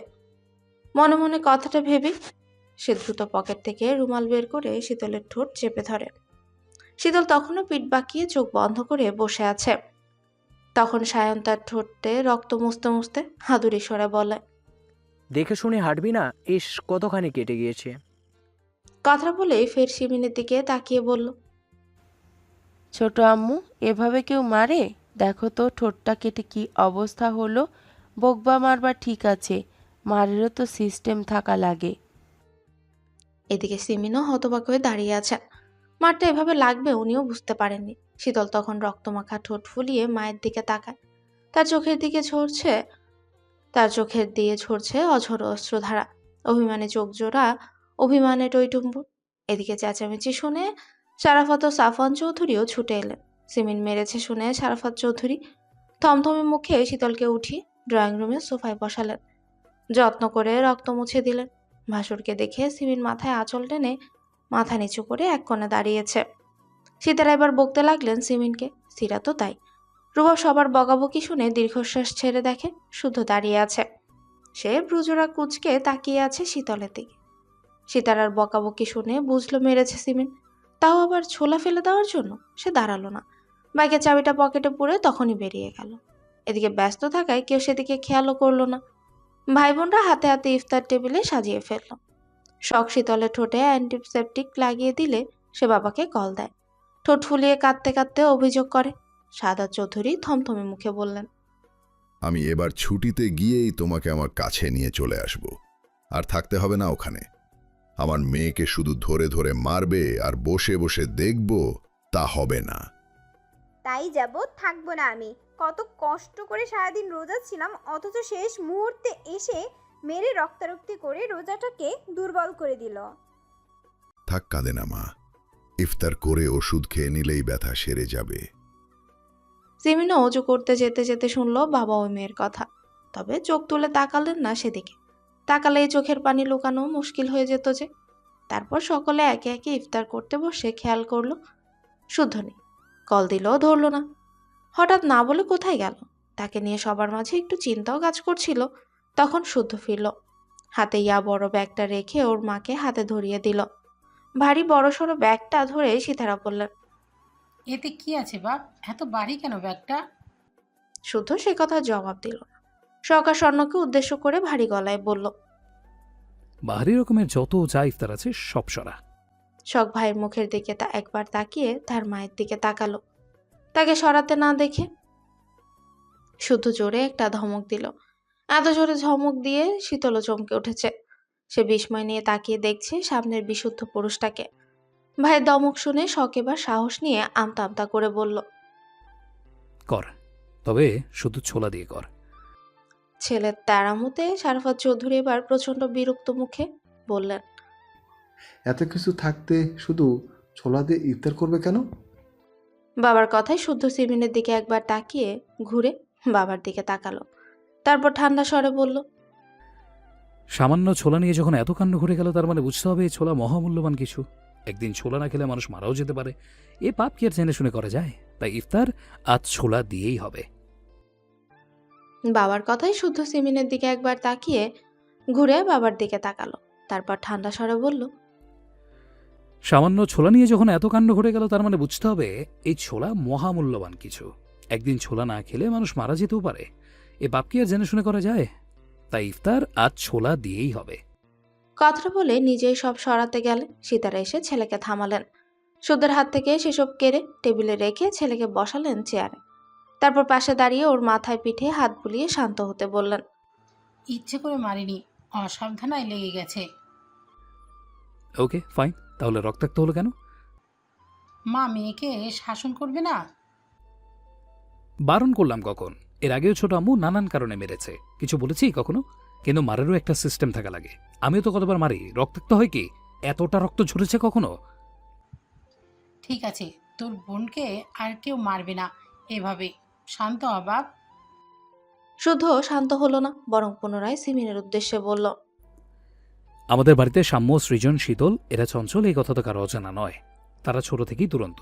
তার মধ্যে একজন দুজন গুরুতর অসুস্থ। তাদের অসুস্থতা আমাদের বাড়িটাকে মিইয়ে দিয়েছে। আগের মতো বাড়িতে প্রাণবন্ত ভাবটা নেই, খুনসুটির মুহূর্ত নেই। কয়েকটা দিন ধরে প্রাণ পণে চেয়ে যাচ্ছি কবে সব ঠিকঠাক হবে, কবে আমাদের বাড়িটা আবার প্রাণ ফিরে পাবে। কিন্তু এর মধ্যেই সামান্য একটা কারণে আরেকজনকে মেরে রক্তাক্ত করলে। খুব দরকার ছিল, যেভাবে মারলে এতে যদি ও শ্বাস আটকে যেত। তোমরা আরও ভালো করে জানো যে ও কাঁদতে পারে না। তাছাড়া সারাদিন রোজা আছে। কিছুদিন আগে সে রক্ত দিয়েছে। এমন তো না ইচ্ছে করে ছোলা ফেলেছে। তাহলে এইভাবে মারা দরকার কি ছিল? হ্যাঁ মানছি, তোমার মেয়ে, শাসন করবে তুমি, সেই রাইট অবশ্যই তোমার আছে। কিন্তু এইভাবে কেন? রক্তাক্ত হবে কেন? সে না হয় অবুঝ, তুমি তো আন্ন ছোট আম্মু। একবার তাকিয়ে দেখো তো ঠোঁটটা কিভাবে কেটেছে, এখন খাবে কিভাবে? শুদ্ধের কথা শুনে সিমিন মুখ ভোতা করে তাকিয়ে আছে মেয়ের দিকে। পাজিটা মাকে নাস্তা অনুরোধ হতে দেখে মিটিমিটি হাসছে। কত বড় ফাজিল! তবে হাসলে অদ্ভুত দেখাচ্ছে। ঠোঁটের একপাশে অনেকটাই ফুলে কালচে রক্ত জমে আছে। প্রচন্ড ব্যথা হবে। তখন উনিও সুযোগ বুঝে অভিযোগ দিলেন, মারাটাই চোখে দেখলি, কেন মারলাম দেখলি না? ও সপ্তাহ খানেকের মধ্যে বই হাতে নিয়েছে কিনা একবার জিজ্ঞাসা কর। বাড়িতে পড়তে বসে না, কোচিংয়ে যায় না, কিয়ারাকে অবধি ডাকতে আসতে বারণ করেছে। সারা দিন খালি টই টই করে ঘোরা, গাছে উঠে পাখি দেখা, ফল পাকড় পাড়া, এইসবই করে বেড়ায় সে। ডাক্তার দেখিয়ে মেডিসিনগুলো যে এনে দিলি, হাত দিয়ে ছুঁয়েছে নাকি জিজ্ঞাসা কর, এখনই জিজ্ঞাসা কর। মায়ের অভিযোগ শুনে শীতলের মুখটা লটকে গেল। হ্যাঁ, একটা অভিযোগও মিথ্যে নয়। সিমিন তখন আরো বললেন, এগুলো না হয় বাদই দিলাম, কিন্তু আমার মন বলছে ও আবার কোনো কাণ্ড ঘটাচ্ছে, ওই আটাখোরের মতো আবার কাউকে। ভাসুরের সামনে সিমিন আর পুরো কথা শেষ করতে পারলেন না, তার আগেই থেমে গেলেন। তবে সকলে বুঝলো ওনার কথার অর্থ, তাই সকলের দৃষ্টি শীতলের দিকে। শীতল নিজেও হতবাক, হতভম্ব চোখে তাকিয়ে আছে মায়ের দিকে। প্রেম না করে এই প্রেমের অপবাদ মানা যায়? তখন সায়ন সিমিনের কথা ধরল, তোমার কেন মনে হলো এ প্রেম করছে? ওর রুমে ময়লা কাপড় আনতে গিয়ে দেখি ময়লার ঝুড়িতে দলামলা পাকানো এক ঝুড়ি কাগজ। এগুলো কিসের কাগজ, এত কেন, কি সব ভেবে একটা কাগজ খুলে দেখি সেখানে লেখা, আমার মুডি সাইটেশ। সাইটেশ কি বা কে, একমাত্র আল্লাহ মাবুদ জানে। মায়ের কথা শুনে শীতল মাথা নিচু করে মুখ গলার সাথে মিলিয়ে নিল। ইস, এভাবে ফাঁস হয়ে যাবে কে জানতো। কাগজগুলো পুড়িয়ে ফেললেই হতো। এখন না, এই কাগজের জন্য কত বাস খেতে হয়। যদি সত্যি বাস খেত, তাহলে চোখ বন্ধ করে শুদ্ধের নাম বলে দিবে। মার এমনিতেও খেতে হবে, অমনিতেও খেতে হবে। সেদিন বিশুদ্ধ পুরুষ তাকে চেয়ে নিতে বলল না। আজ ধরা খেলে বড় আব্বু না বড় মাকেও বলবে, তোমাদের ছোট পুত্রের নববধূ হওয়ার টোকেনটা আমাকেই দাও বড় আব্বু। ওইদিকে সায়ন আর রুবাব পারছে না হেসে গড়াগড়ি খেতে। সায়ন বসে থেকে শুদ্ধকে পা দিয়ে খোঁচাচ্ছে, ইঙ্গিত দিচ্ছে কিছু একটার। এদিকে শুদ্ধ নিশ্চুপ, বাকিরাও চুপ করে শীতলের দিকে জবাবের অপেক্ষায় চেয়ে আছে। সিমিনের কথা শুনে শারাফাত চৌধুরী এবার গলা খাকারি দিলেন। উনি কথা বলবেন বুঝে বাকিরা নিজেদের কৌতূহল দমিয়ে রাখলেন। এরপর উনি স্বভাব সুলভ গরু গম্ভীর কণ্ঠে বললেন, এসব কি শুনছি মা? না মানে বড় আব্বু। তোমার মা যা বলছে তা কি সত্যি? সবাইকে এড়িয়ে গেলেও বড় আব্বুকে উপেক্ষা করতে পারে না শীতল, তাই আঙ্গুল মোচড়াতে মোচড়াতে আমতা আমতা করেই জবাব দিল, সাইডে কোনো আঠাখোর বা রাস্তার টোকাই না বড় আব্বু। সে আমার দেখা সুপার জেন্টলম্যান। আমি তাকে পছন্দ করি, সুযোগ পেলে বিয়ে করে বিদেশে চলে যাব। শীতলের কথা শুনে সবার চোখ বড় বড় হয়ে গেল। বলে কি এ মেয়ে, মাথা টাথা পুরোটাই গেছে নাকি? তবে শীতলের কথা শুনে শারাফাত চৌধুরী রাগলেন না, বরং ঠান্ডা স্বরে কথা চালিয়ে গেলেন, তা কে সেই জেন্টলম্যান?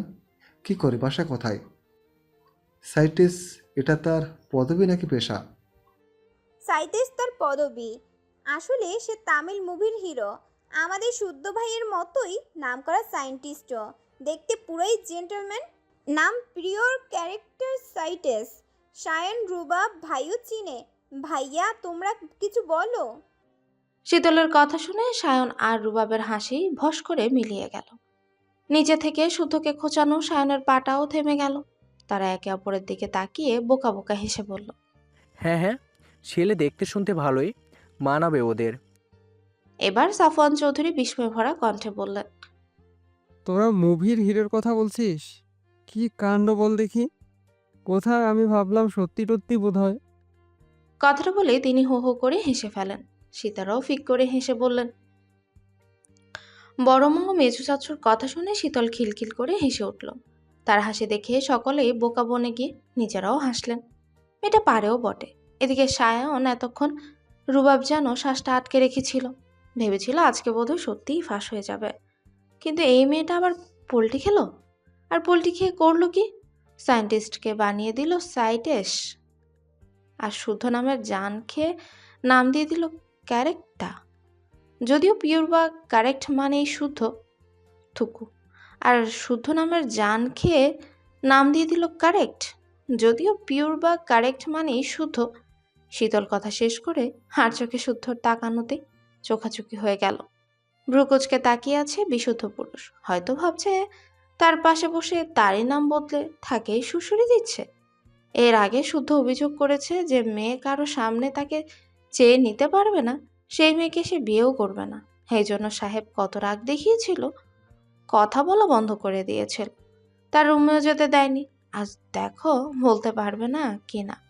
যদিও এটা ছোট্ট রিভেন্স, যখন ফাইনাল মোমেন্ট আসবে তখনও সৌগৌরবে বরাবর কাছে চেয়ে নেবে, বুঝে নেবে বিশুদ্ধ পুরুষটাকে। সে কি ভেবেছে তার করা পাগলামোর পরিমাণ একটু বেশি বলে এটাও পাগলামো? না, মোটেও না। এদিকে এখনো মেয়ের বাদরামো বন্ধ হয়নি দেখে সিমিন ফুঁসে ওঠেন। কটমট করে তাকিয়ে শুদ্ধকে অভিযোগ করলেন, শুনলি বিয়াদবটার কথা?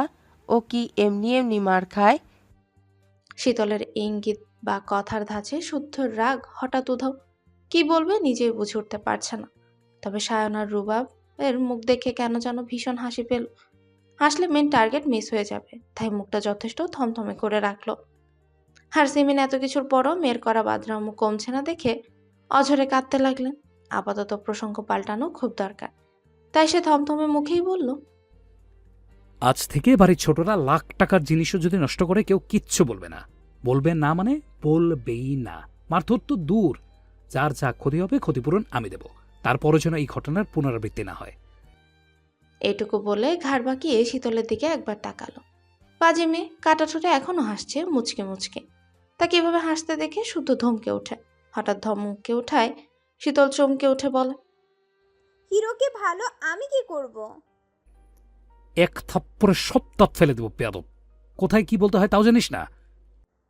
আশ্চর্য তো, এই তো সেদিনে তো কিছু বললাম না, চুপ ছিলাম বলেই কত ধমকালেন, বকলেন, অথচ আজকে বলছি বলেও ধমকাচ্ছেন। এত কথা শুনতে চাইনি। আগামীকাল থেকে সকাল সন্ধ্যা 2 বেলা আমার কাছে পড়তে বসবি। কথাটা শুনে শীতল আতকে উঠল। মাকে দেওয়া বাস তার দিকে ঘুরলো কিভাবে? এতক্ষণ তো ভালোই চলছিল, এর মধ্যে পড়াশোনা এন্টে নিল কোন ফাঁক দিয়ে? তার উপর শুদ্ধ ভাইয়ের কাছে নাকি পড়তে হবে। এ হতে দেওয়া যাবে না। শুদ্ধ ভাই তুখুর স্টুডেন্ট, তার পড়াশোনার ধাঁচ কেমন হবে ধারণা আছে। এত এত পড়া দেয়, হাতের লেখা একটু খারাপ বললে অপমান করে, পড়া না পারলে কান ধরে দাঁড় করিয়ে রাখে, নয়তোবা মারে। না, সে কিছুতেই পড়বে না। নয়তো এই লোক পূর্বে যত রাগ জমে আছে পড়ানোর নাম করে সব রাগ তুলবে। কথাটা ভেবেই আতঙ্কিত হয়ে কিছু বলতে গেলেই ঠোঁট টান খায়। ব্যথা পেয়ে দু হাতে ঠোঁট চেপে ধরে অস্পষ্ট স্বরে বলে, না শুদ্ধ ভাই, তা হয় না। তাছাড়া আপনি এত বিজি মানুষ, আপনাকে এত কষ্ট করতে হবে না। আমার ব্যস্ততা না হয় আমি বুঝে নেব। আর হ্যাঁ, আগামীকাল থেকে তোরা 3 বোন একা কোথাও যাবে না। শখ, স্বর্ণ, কথাটা স্মরণে রাখিস। প্রয়োজনে রুবাব দিয়ে আসবে, নিয়ে আসবে। আমার কথা নড়চড় হলে এক একটা আমি নিজে শায়েস্তা করব। হঠাৎ এমন কড়া নিষেধাজ্ঞা জারি করার কারণ বুঝল না কেউ, তবে মুখ ফুটে কিছু বলার সাহস করল না। সায়নের সাথে শুদ্ধের চোখাচোখি হলে সায়নের ঠোঁটের কোণে মৃদু হাসির দেখা দেয়। কি সুন্দর করে এক ঢিলে 4 পাখি মেরে দিল। সিমেন্টকে বাস দিল, শীতলকে একা পড়ানোর ব্যবস্থাও করে ফেলল, ভাইদেরকে আসিল্লা ভাস খাওয়া দেখল, এবং এই সুযোগে শখ স্বর্ণের সেফটির কথা ভেবে স্বয়ং রুবাবের ঘাড়ে দায়িত্ব চাপিয়ে দিল। শুধু যখন নিষেধাজ্ঞা জারিই করেছে তখন সবাই বিনা বাক্যে মেনে নেবে, কিন্তু তার বাঘিনী কি মানবে? সে দিনের বেলা সেফটি নিয়ে চললেও রাতের বেলা মানবে না। এটা তো আরেক জাতের ঘাটতারা। অতঃপর এসব কথা বাদ দিয়ে সবাই হৈ হৈ করে ইফতার করলো। ভাই ও বোনদের পছন্দের আলুর চপ নিয়ে কাড়াকাড়ি হলো, হাসাহাসিও হলো। গল্পে গল্পে একটু আগের সব রাগ ঠাক সব মিটাও গেল। পরের দিন সকাল থেকে সত্যি সত্যি সুধের কাছে পড়তে আসতে হলো। ভেবেছিল কোনো বাহানা দেখিয়ে ব্যাপারটা গেছে দেবে, কিন্তু না, স্বয়ং তার জননী ঘুম থেকে টেনে তুলে তাকে পড়তে পাঠিয়েছে। সঙ্গে সুধের হাতে মোটা একটা চালাকাটো তুলে দিয়ে বলে গেছে, মাংস তোর, হাড্ডি আমার। কখন কি পড়ালি দেখতে আসবো না, আমি শুধু রেজাল্ট দেখব। কথাটা বলে উনি বিদায় নিতেই শুধু তাকে চালাকাট দেখিয়ে বলেছে, এটাকে সালাম। আজ থেকে এটাই তো শিক্ষাগুরু। এর যা দাপট সেটা তোর সেনাবাহিনী বাপেরও নেই। এবার বই বের কর। মুখ লটকে শীতল বই বের করলে শুদ্ধ তাকে পড়ায়। বারবার একটা পড়াই বুঝিয়েছে। শীতল বলেছে বুঝেছে, কিন্তু সেটা যখন তাকে করতে দিয়েছে তখনই বেঁধেছে ঝামেলা। ফলে কপালে জুটল চালাকাঠের বাড়ি। এভাবে রোজ শুদ্ধের কাছে না চাইতেও পড়তে বসতে হয় শীতলের। কখনো পেট ব্যথা, মাথা ব্যথা, চোখ ব্যথা বলে কত কি অজুহাত সৃষ্টি করলেও ছাড় পায়নি। এভাবেই দিন দিন শীতলের পড়ার চাপ বাড়ল। নিত্যদিনের সাথী হলো মারধমক। তবে শুদ্ধ যখন তাকে কিছু বোঝাতে এক মনে কিছু লিখত, তখন সে ড্যাব ড্যাব করে তাকিয়ে থাকত। একবার দেখতো শুদ্ধের হাতের সুন্দর লেখা, আর একবার দেখতো সুন্দর মানুষটাকে। মনে মনে কত কি বলতো, মুখ টিপে হাসতো।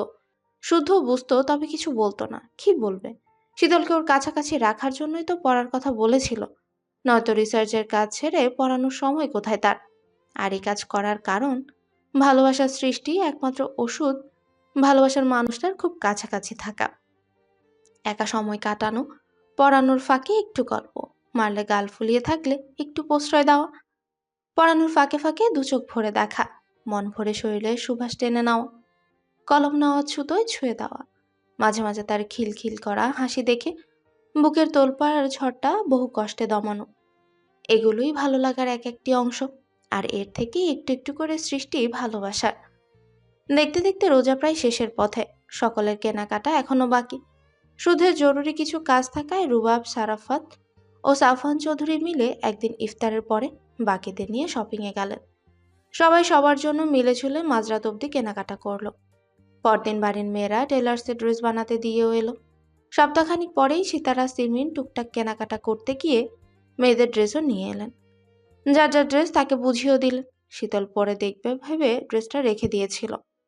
সারাদিন রোজা থেকে ইফতার সেরে রুমে এসে শুতেই চোখ গেল শপিং ব্যাগটার দিকে। দ্রুত উঠে আনন্দে ঝুমঝুম করে ঈদের ড্রেসটা হাতে নিয়ে উল্টে পাল্টে দেখতেই মনটা খারাপ হয়ে গেল। ড্রেস মন মতো না হওয়ায় কান্না পেল এবং রুমে বসে কাঁদতে লাগলো। আজকে ইফতার পার্টি থাকায় ফ্রেন্ডদের সাথে ইফতার করেছে শুদ্ধ। ফ্রেন্ডদের সাথে কিছুক্ষণ সময় কাটিয়ে গিয়েছিল তার ল্যাবে। সেখানে কিছু কাজ সেরে রাত 10:30টার দিকে বাড়ি ফিরল। বাড়ির মেয়েরা তখন কিছু একটা নিয়ে খুব হাসাহাসি করছিল। ক্লান্ত বিদায় সেদিকে না গিয়ে সোজা রুমে চলে গেছে।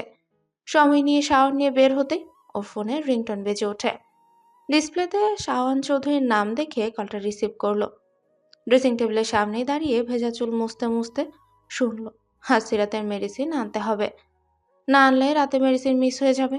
এদিকে উনি মিটিংয়ে আটকে গেছেন, এজন্য শুদ্ধকে আনার কথা বললেন। অগত্যা শুদ্ধ পুনরায় রেডি হয়ে রুম থেকে বের হতেই শীতলের কান্নার শব্দ শুনে থমকে দাঁড়িয়ে গেল।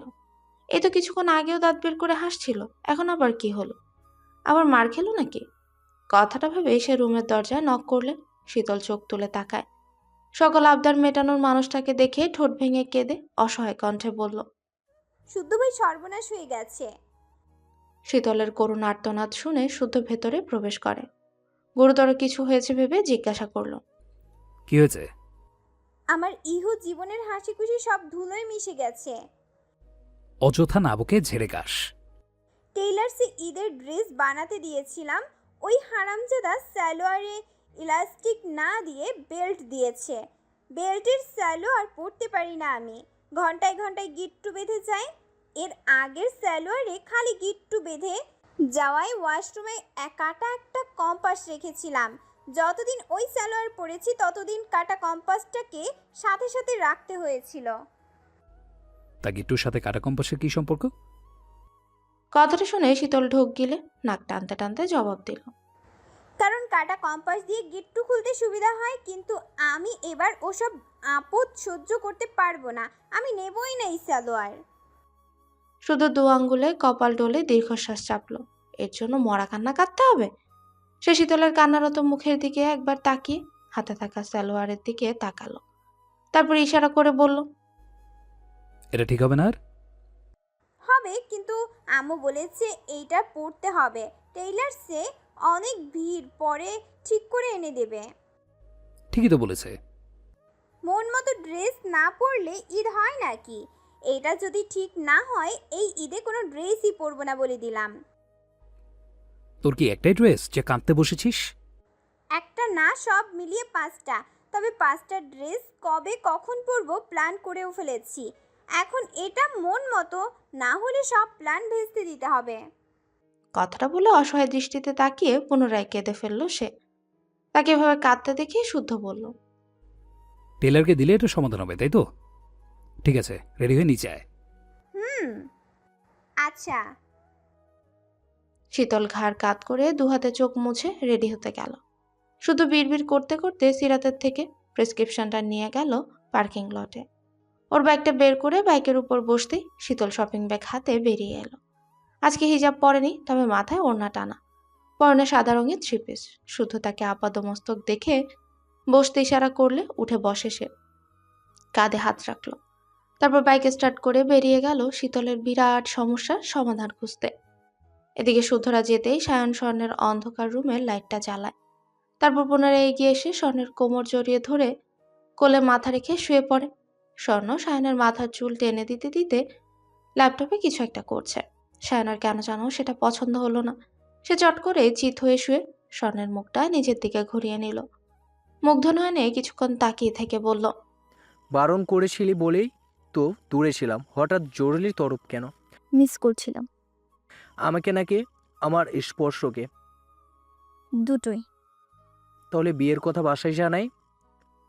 আপুর অনুষ্ঠানের পর এমনিতেও আমাদের পালা, তখন জানিব, আর বাধা দেব না। সায়ন কিছুক্ষণ স্বর্ণের মুখের দিকে তাকিয়ে ভ্রুকুচোরা কুচকে নিল।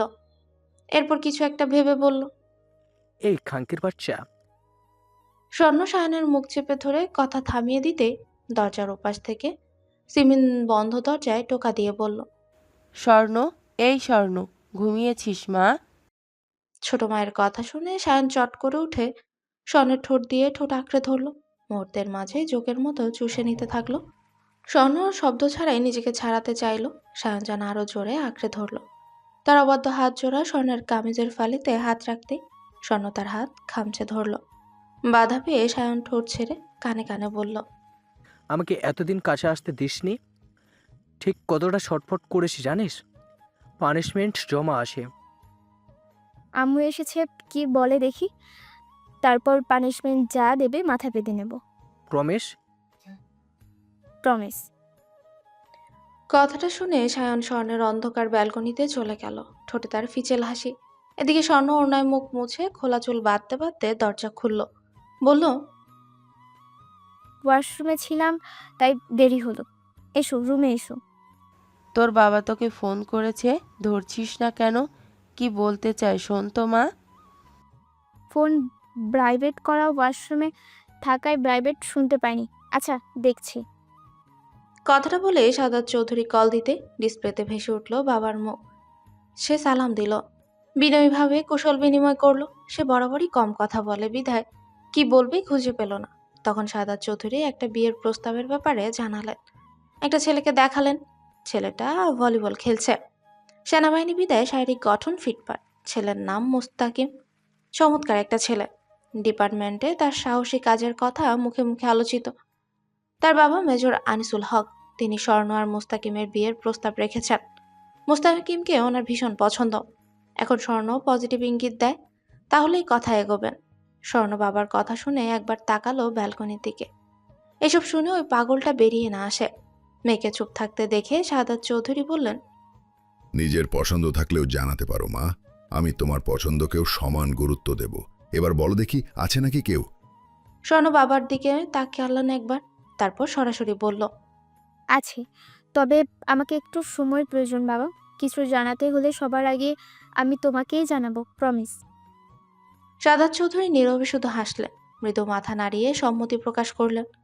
মুস্তাকিমকে ভীষণ পছন্দ বিধায় হাতছাড়া করতেও নারাজ উনি। তাই বললেন, তাহলে শীতল? শীতলের নামটা উঠতেই বুদ্ধিমান স্বর্ণ ওনাকে বলল, শীতল এখনো অনেক ছোট বাবা, হাত পায়ে বড় হলে বড্ড অবুঝ। আমার মতে এখনই ওকে এইসবের মধ্যে জড়ানো ঠিক হবে না। কয়েক বছর যাক, তখন না হয়। এবারও সাদাত চৌধুরী মেয়ের কথায় সম্মতি জানিয়ে কল কাটলেন। সিমিন মেয়ে ও স্বামীর কথা শুনলেও আগ বাড়িয়ে কোনো মন্তব্য করেননি, কারণ উনি জানেন স্বর্ণ বুঝদার, যা সিদ্ধান্ত নেবে জেনে বুঝে নেবে। অন্তত আরেকটার মতো লাফাতে লাফাতে গিয়ে শুকনো মাটিতে মুখ থুবড়ে পড়বে না। তারপর উনি নিচে যেতেই স্বর্ণ দ্রুত দরজা আটকে ঘুরে দাঁড়াতেই সায়ন তাকে দেয়ালের সাথে চেপে ধরে হিসিয়ে বলল, ছেলেটা কেমন, করবে বিয়ে? স্বর্ণ সায়নের হাতটা গলা থেকে সরিয়ে নিজেই রাগান্বিত সায়নের গলা জড়িয়ে ধরল। তারপর মুচকি এসে বলল, আমার শাহরিয়া সায়ন কি কম যে অন্যের বিয়ের কথা ভাবতে হবে আমার? কথাটা সায়নের কানে পৌঁছাতে রাগ গলে জল হয়ে গেল। স্বর্ণকে ঠেলে দেয়ালে ঠেকিয়ে নাক ঘষতে ঘষতে বলল, শখের অনুষ্ঠান হওয়ার 1 সপ্তাহের মধ্যে তোকে আমার ঘরে তুলব। জান, বিশ্বাস কর, সত্যি অধৈর্য হয়ে গিয়েছি।